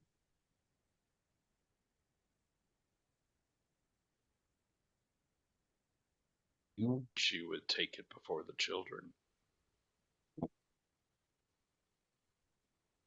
you create things, Tassos.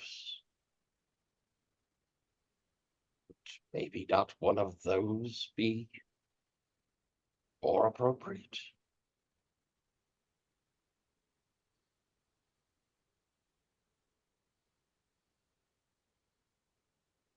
Don't know, I've never made anything.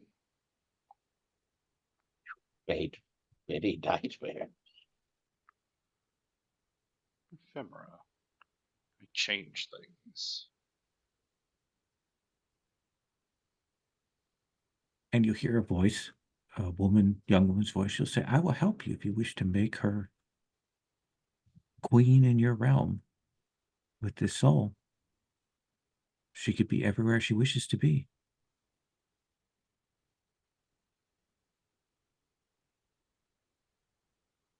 Who is the person who is saying this? And you will see the goddess of desire kind of standing at Tassos's feet. Very nice.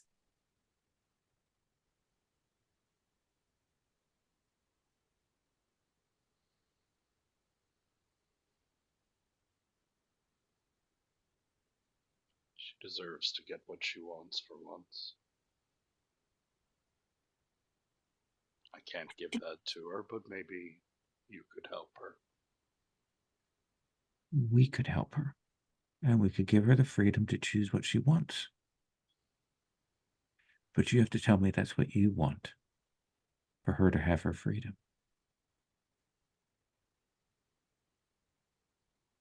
I've only ever wanted her to live her life freed from the constraints of others. Then you should probably tell her that.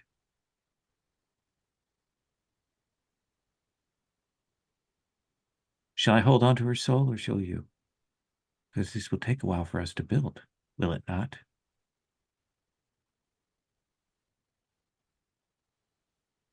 Then I will hold on to it for now. Let me wrap that up for you.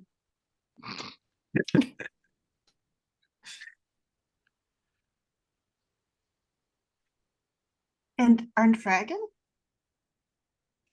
It's the dragon is standing there. I know. And I say, hello, hello. What is your name? I don't think you've given me one, so Oh, I've got a no. lot of things going on in my head right now. A lot of very interesting and contradictory ideas about what things ought to be. And I you have a know lot that of people who would talk to you about this. I need to be awe-inspiring. I need to be scaring people. I need to be flying and swooping down low and making them know that the dragons are back. Interesting. And I need to be hunting for injustices. Yes. Only one thing at a time. Don't worry. No, I understand. I understand. But you will give me a name. I'll give you a minute.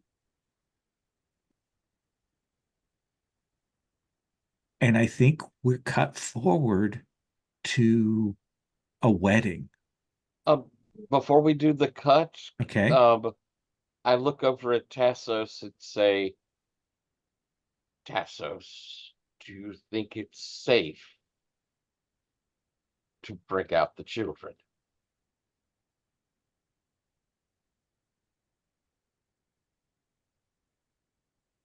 Guide you back to the heart of the forest and say, it's time, yes. And I'll kind of These forces have run wild for too long. I'll kind of lean down and put my hands on the ground, and as I lift my hands up, they will appear.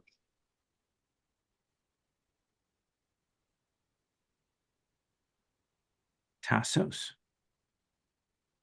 these children have been in your care since the beginning.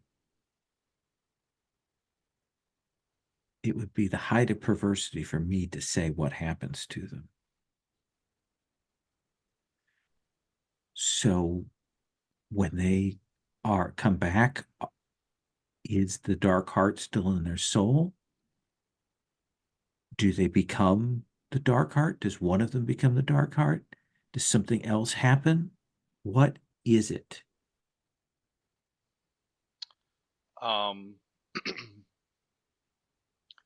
I think that power is still anchored in them, and will start to expand and grow actively.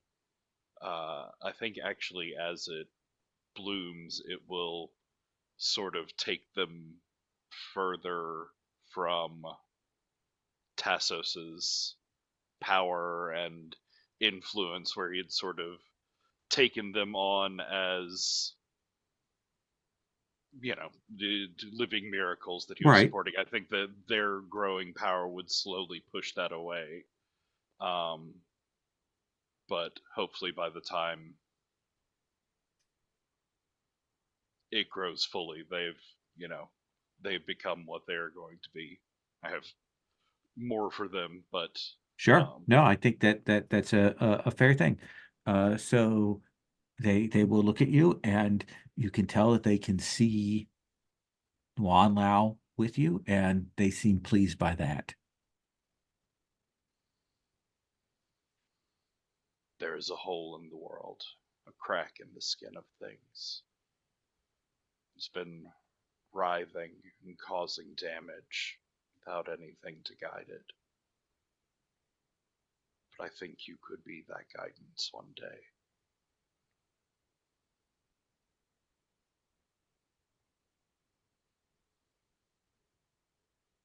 You always have to say ominous things at these times, don't you, Tassos? Literally, yes, I often don't have a choice in the matter. That is too bad. I think this is the time that everyone should be happy.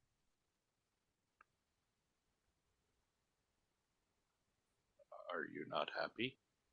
Well, we are, but maybe don't bring the mood down so much. I am going to remind you of this conversation one day when you are going on endlessly about seed cycles. And that's when we cut forward. I think we see the halls of the library. We see all of the banners and finery of all of the assassins. We see the marks of the schools there. I think all the doors and windows of the place are opened up to let in as much light there. And I think Ordevi is back, and he makes sure that everything is bright and sunny for that wedding. Who marries you, Ransom? Who oversees the marriage of the god of the sea, of birds, so many things to this woman? You're essentially your high priestess. Yeah, I suppose.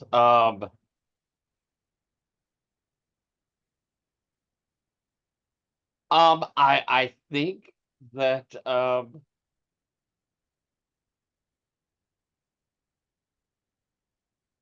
think I'm going to see if the great bird will come and wed us. Absolutely. So there is this enormous gull that is in there. There are birds everywhere. Every window, every surface around here, the place is filled with birds, flocks of them everywhere, and cats and rats. Every beast coming. There's probably an enormous tub with a representative from the great alligator who is If I there. thought he'd come, I would have asked him, but I Yeah. figured he wouldn't come. Um, And I didn't want to have it in small. and tell me what else we see at this wedding, Ransom. I think that of course the crew is all there, and there's the food, the represent, the other pantheon, all, and I think it is, once we kind of cut in as as the ceremony has reached its end, the climax of, and we kiss, and there's the cheering, and it is a raucous, crazy Buccaneer piratey sort of party.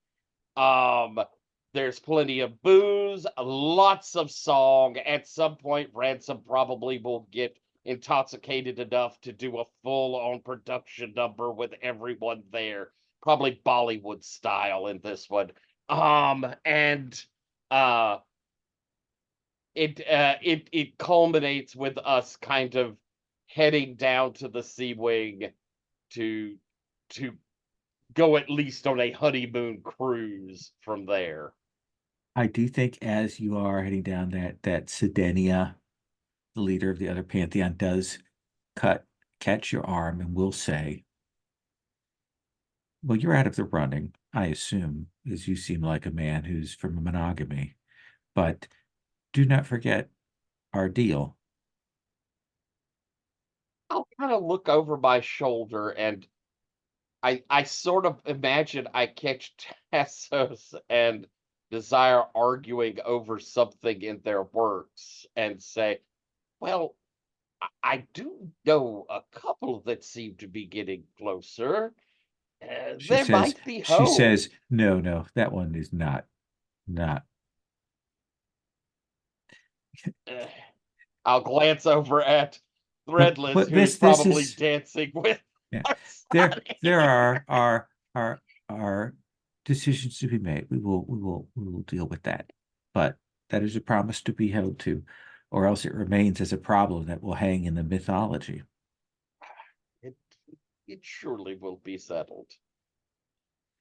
Uh and uh Darius, what do we see of you at this wedding here before we go to epilogues?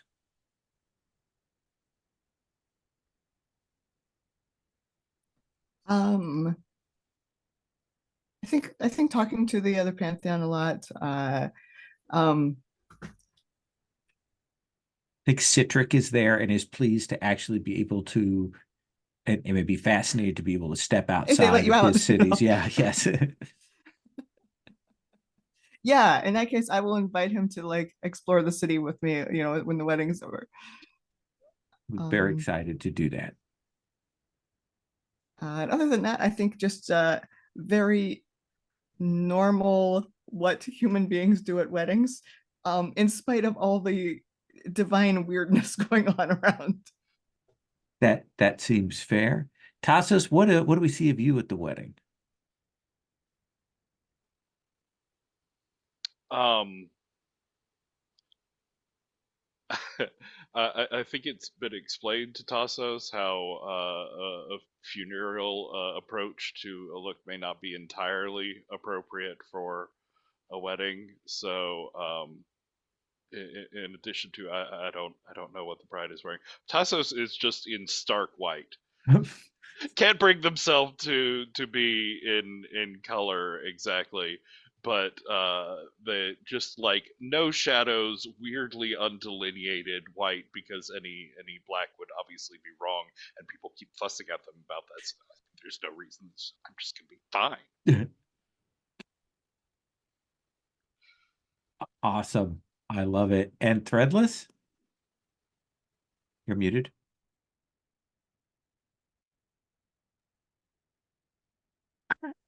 No, it's odd in some ways. Threadless, I think, is taken to death fairly easily. Like she's more comfortable with it than she was with fertility, if that makes any sense. And of course, she's there with Ansani, and they're trying to what is it? She's explained dancing to him. And he's like, are you sure it's not like making a machine, you know, that kind of thing? But he actually kind of gets it eventually. I think, yeah, she's having a very good time with it. But one of the things is that he does drag her over and go to Pale Ren, and he says, look, she knows about vengeance. We should ask her. So he remembers that conversation. So we actually spent a good part of the evening with those three talking about vengeance. What does that mean? And when and how much? And the whole thing with the cake and too much frosting gets brought up. Confusing point. So And in the short term, in the long term, let's go around and like, what does the next year look like for each of you? And then let's talk the longer term. Ransom, what is the next year involve for you? I think we see as the couple gets onto the ship, um, Ransom turns to Leisha and says, lay it a course wherever you wish to go. And I think we see us set sail. And there is kind of a montage of going throughout the Isles and seeing all of the wonders, getting into trouble here and there occasionally. I think maybe Ordevi will visit every once in a while to the trip. There's always the communication back and forth with folks, and they're always welcome to catch up on the Grand Cruise. But it's probably a year long of high adventure on the sea, and even a little bit bittersweet to Ransom is the knowledge that this may be one of the last times he gets to go out and be sort of normally going on adventure. The responsibilities will probably weigh too heavy going forward, but The prayers are always there. Darius, what does the next year look like for you?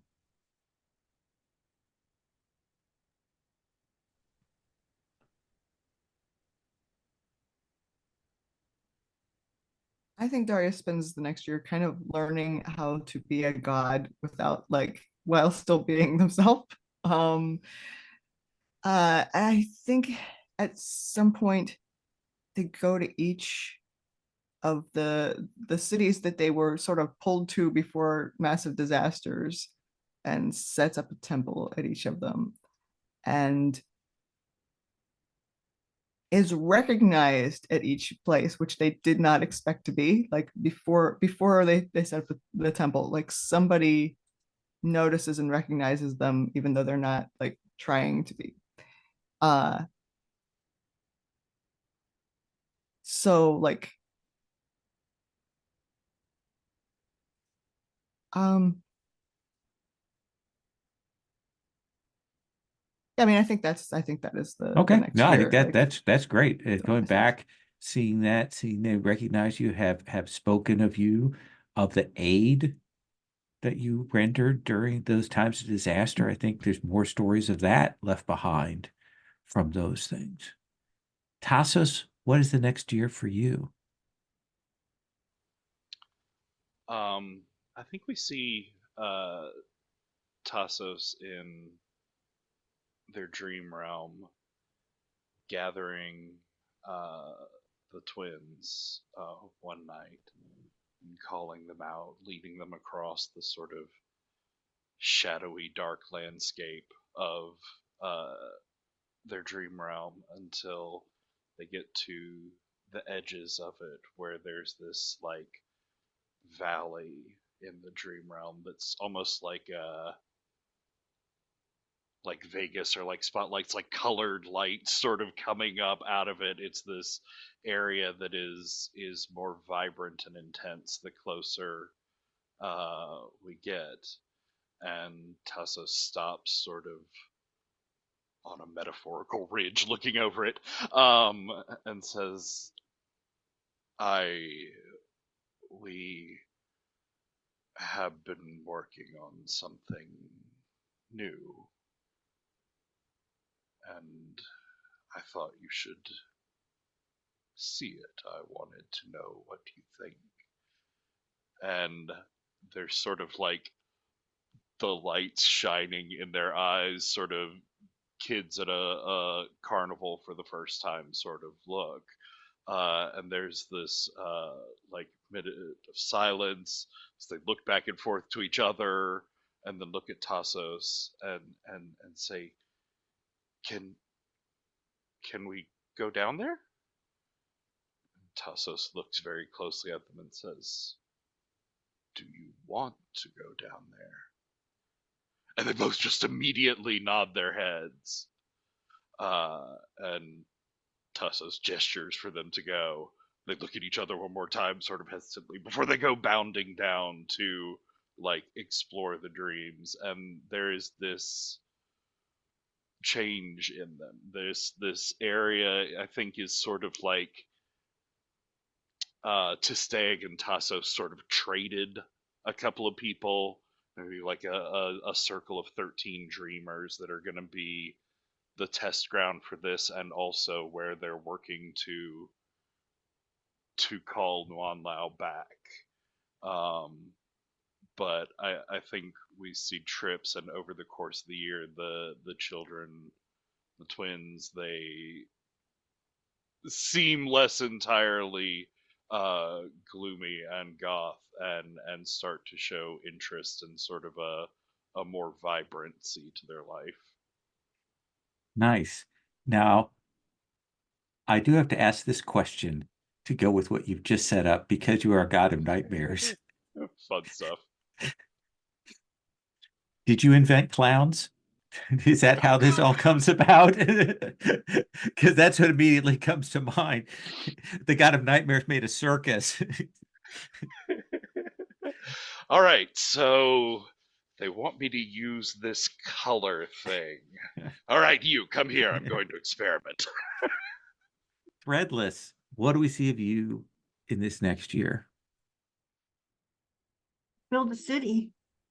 Build a city around the egg. Watch the egg. Wait for the egg. Talk to the dragon, our dragon. I think Shania, Divine Wings of Silver. Essentially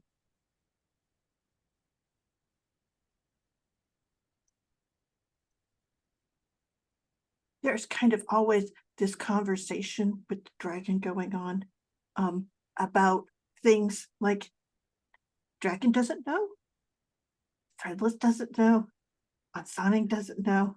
So then dragon goes and asks the others, comes back. It is a very funny kind of constant discussion of them figuring out life, but also building the city.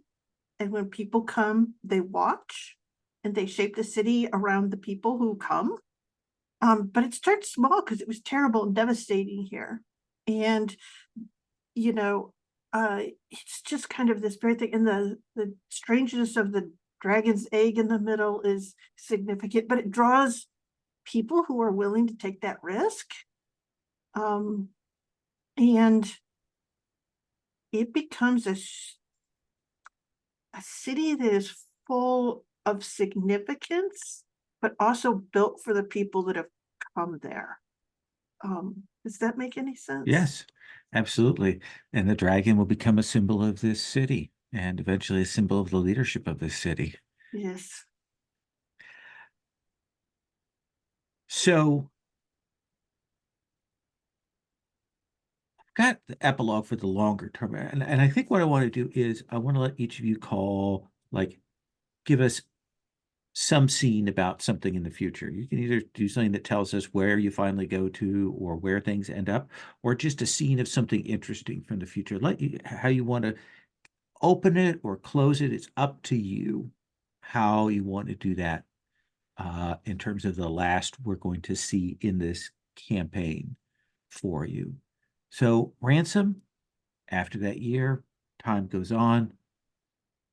There are still threats out there. There's still the going to Pantheon. So we see you at some point in the future. What do we see? What we see is a massive battle taking place in a city. We see that an oppressed population are charging the battlements, taking over the castle, rallying behind the name of Ransom as they charge in. We see a ship, called it a storm, as they struggle with the sails to fight against the dangers of nature. A sea shanty is going between them as they hold together this ship. We shift to see a crew moving through the jungles, exploring, discovering new places. We see all of this and more. Then we hear a voice. Shifts back to the high tower of the library where we see Ransom sitting. And we see Lasha.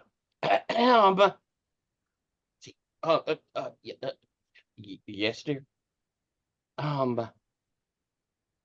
I think you need a break. There's a lot going on, my dear. We see her move towards the window. I said, I think you need a break. And she sort of hops up, turning into an albatross as she lands on the sill, looks back at him, launches herself out as he smiles and says, yes, I suppose I do. And he stands up, turning into an albatross as he glides out of the window, and flocks of birds rise up as the two of them glide down towards the sea wing, cutting through the waves of the harbor. Nice. Darius, what is the thing we see about you in the future?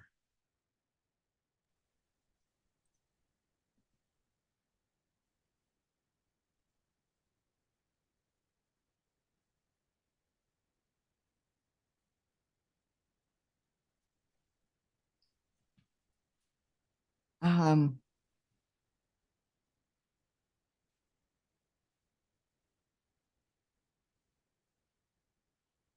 I think we see Darius going to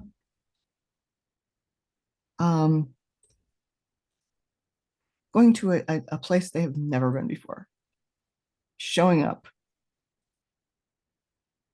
And like you can already see smoke rising from this place, like as they get there.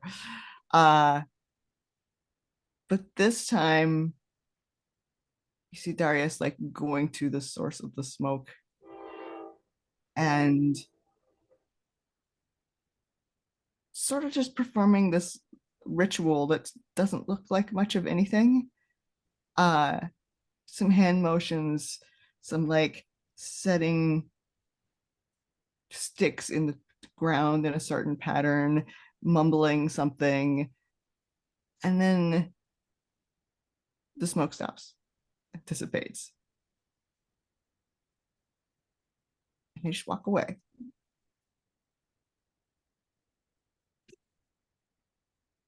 Nice. Nice. Tassos, what is a scene, a fragment, a thing we know of you in the future? So we see Tassos wandering through the dark garden of dreams that has spread all the way across Gesnia and Shenset now. It is a realm that draws people in, keeps their attention. It's equally frightening and enticing. And there are people from the real world that have sought ways in, found ways into the dark garden, and have never left. Just as there are dreams that have found their way out into the real world and taken up residence there. Tassos and Sisteg have worked together to try and balance things out. But even with the twins' influence over things, Tassos still feels an imbalance. Over time, they become more and more tied into the physical cycles of day and night, the sun and the moon, the changing of the heavens. And they find it hard to go out in the world during the day now. You really only appear in the land at night. But as Tassos is looking over things, it's stable, it's grown up now, it's become its own thing. But they know that to take it further, to spread it beyond the shores of just these two countries, it needs something else. It needs another piece. And so, setting out across the dream realms, across other realms, Tassos goes searching for where the sun rises to finally find Evedro and see if maybe an aspect of uncomfortable revelation might round out his dream realms. Very nice. And Threadless.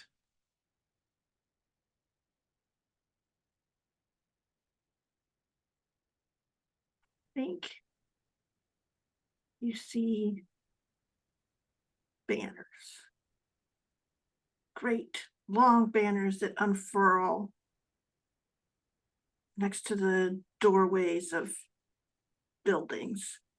The first one's at the Assassin's Library, and they are definitely Threadless's work. They are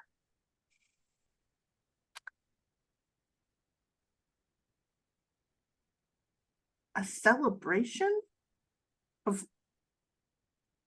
death, but of death that needs bringing. Sort of an odd thing. And then it cuts some more banners. These are banners of deaths to be remembered. And then banners for vengeance, banners for a peaceful death, banners for a painless death. These on hospitals, these on other places, everywhere that death touches things, there are banners.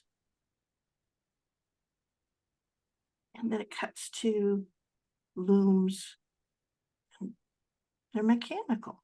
They're running all the time.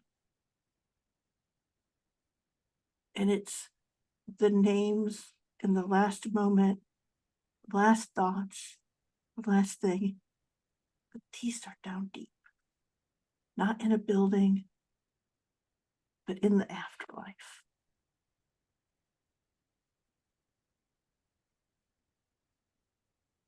And I think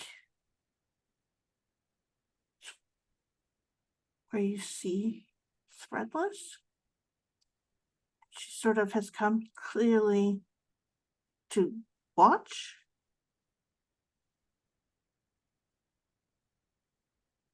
Have the sense that she's going to leave again, but she turns around and Ansonic is there and she brightens immediately and she goes, I have an idea for a place that we need to go. And she goes, but we need to get pale red.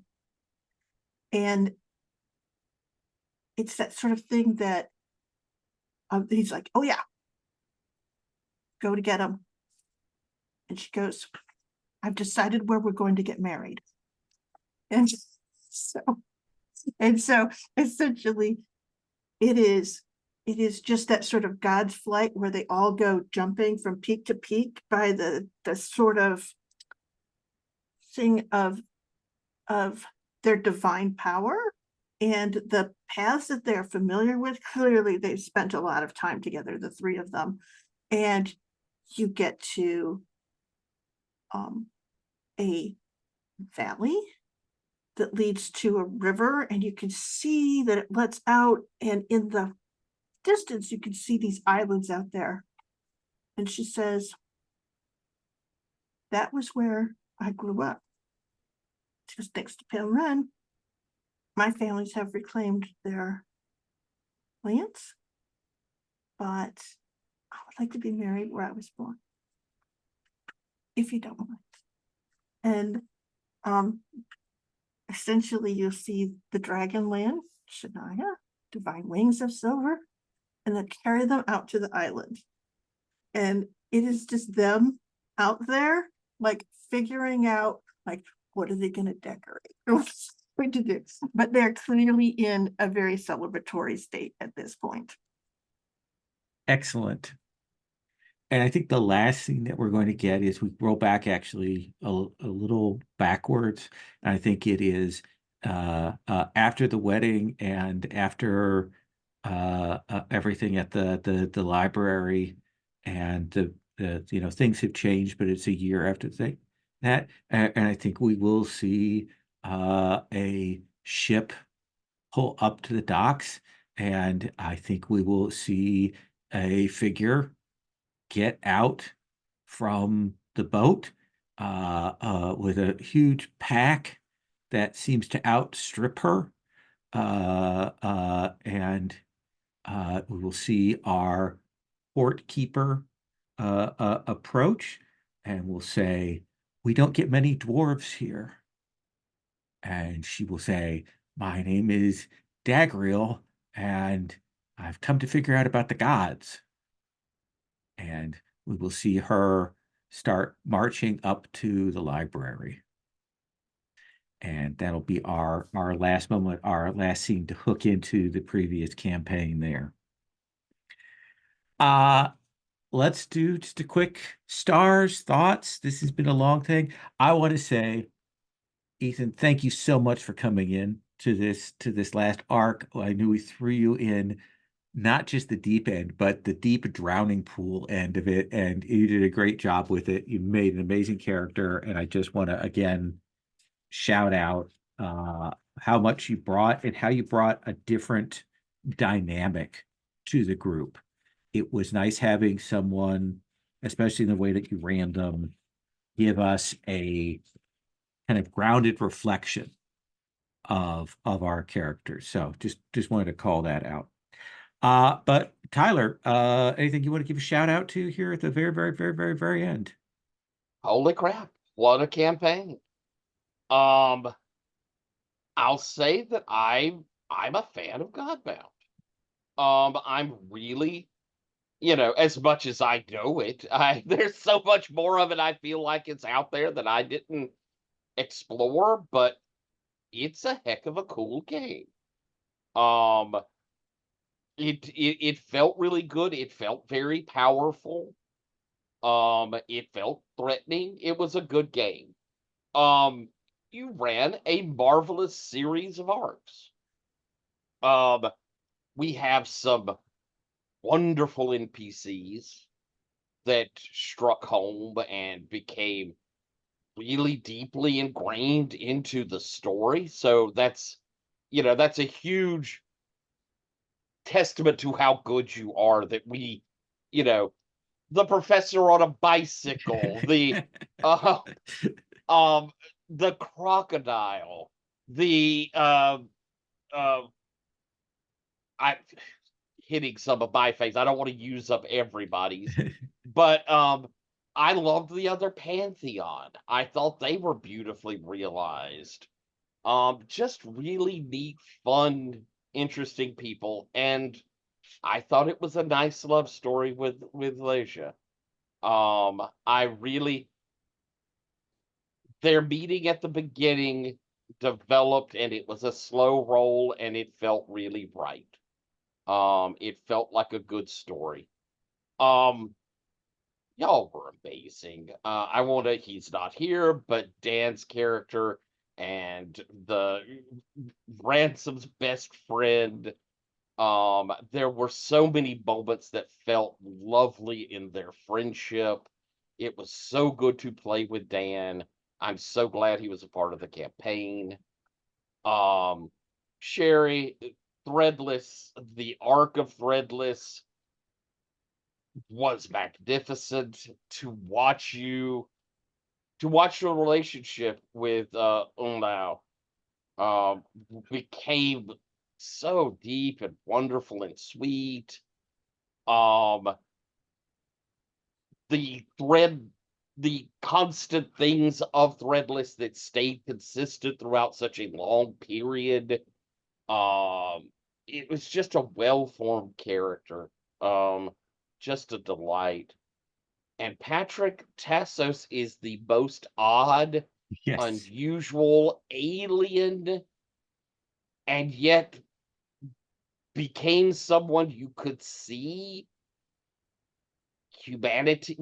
I guess humanity's wrong, but you could see emotion and feeling in. Um, the kids, your high priestess. It was clear you cared about them, and yet you stayed so strong to that alien mentality, and that made for so much dramatic, interesting story. It was just really, it was neatly done. And I'll agree, Ethan, having Darius come in was a huge shot in the arm for the campaign. It was something we needed, especially to the end, to have a new perspective going, what the heck are y'all? But also the dynamic and energy you brought in was a different sort that made us all kind of look at things differently. And I think Darius, I would have loved to have seen more of Darius, but in the time you brought in, we got to see a character develop from not knowing what was going on to a full-fledged, powerful being taking huge responsibility. And that was not the character we saw coming in. So that's a wonderful arc in a short time. So it was a great campaign, just a lovely campaign. Awesome. Ethan. Yeah, I guess conversely, you all made it possible for me to understand what was going on. I won't say easy because I don't think it could have been easy. I don't like I still I was not clear on what was going on a lot of the time, but I could figure out what was going on. And yeah, was able to actually do things, which I know that doesn't sound like much, but it is. um, Given that this is a game I had never played before, was not even remotely familiar with the whole like backstory and everything. Uh, and Yeah, I really liked all of these characters a lot. They were all actually, there's no one word that describes all of them. Yes. which is like they were all very distinct from each other. um like I like just how freaking weird Tassos was at all times, like even at Tassos most human normal like motivations moments, still weird. Awesome. And Ransom, I basically always heard the little like, flute music from pirate movies every time Ransom appeared. And I like how Threadless was just like a person who, who happened to be a god and was pretty comfortable being both of those things at all times, which like in a way a very young and naively confident person would be like, cool, I have powers, let me use them. Like no, I never got the sense that Threadless had any doubt whatsoever about what she was doing. Awesome. Tassos, Patrick. Yeah, this was a great wrap up to things. Very epic sort of confrontation here at the end. I thought that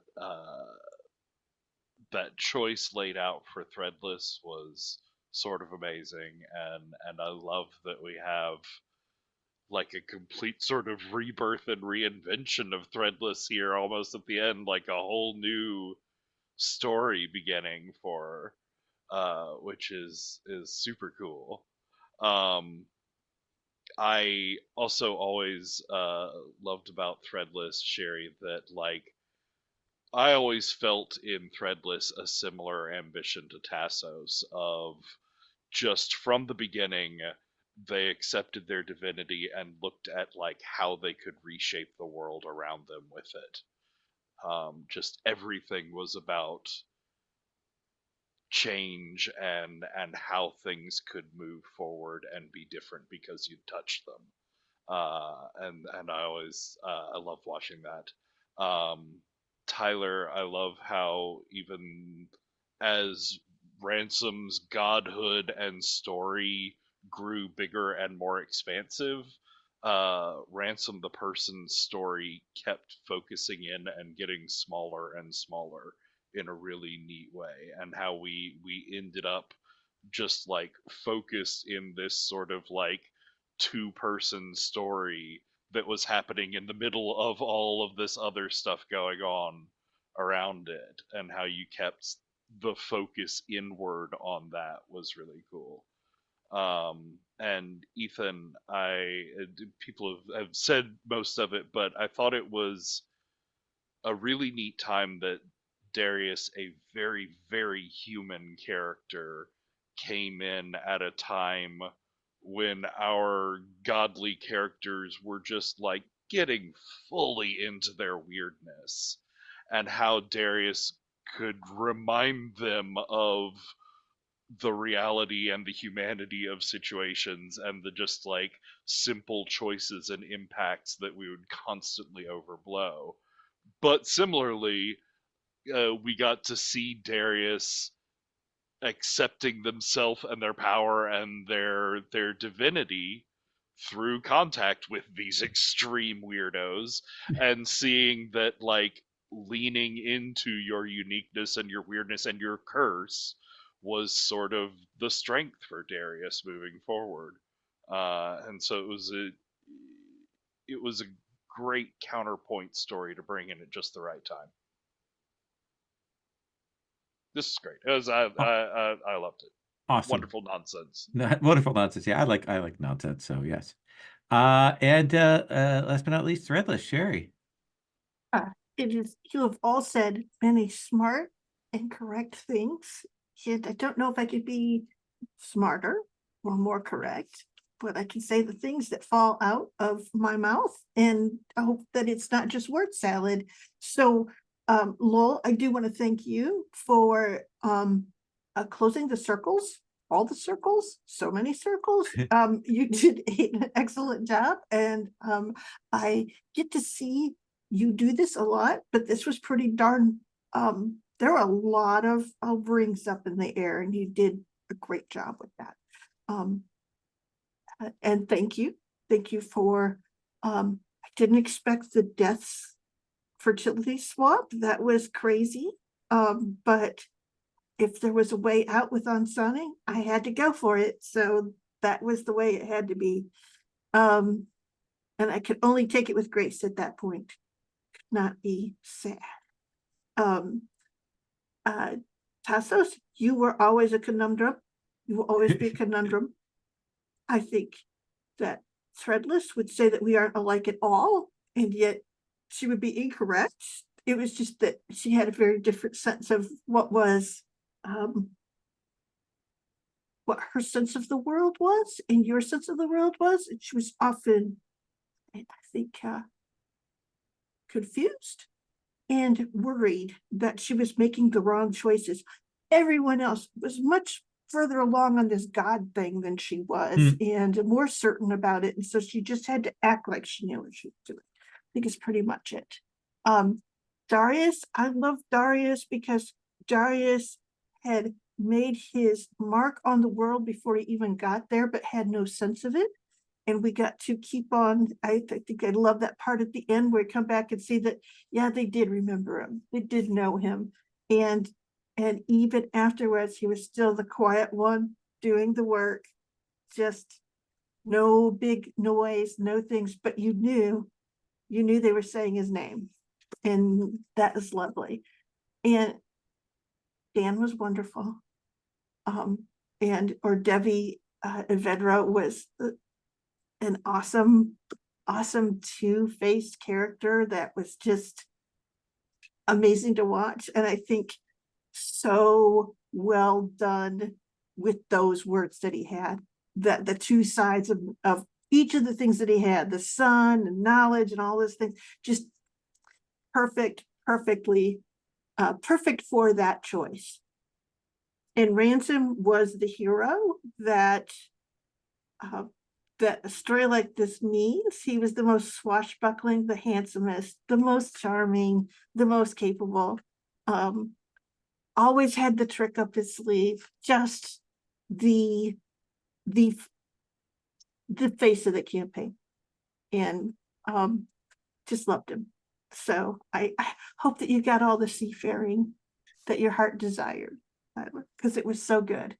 Also, yay for dragons. I love dragons, so there you go. Awesome.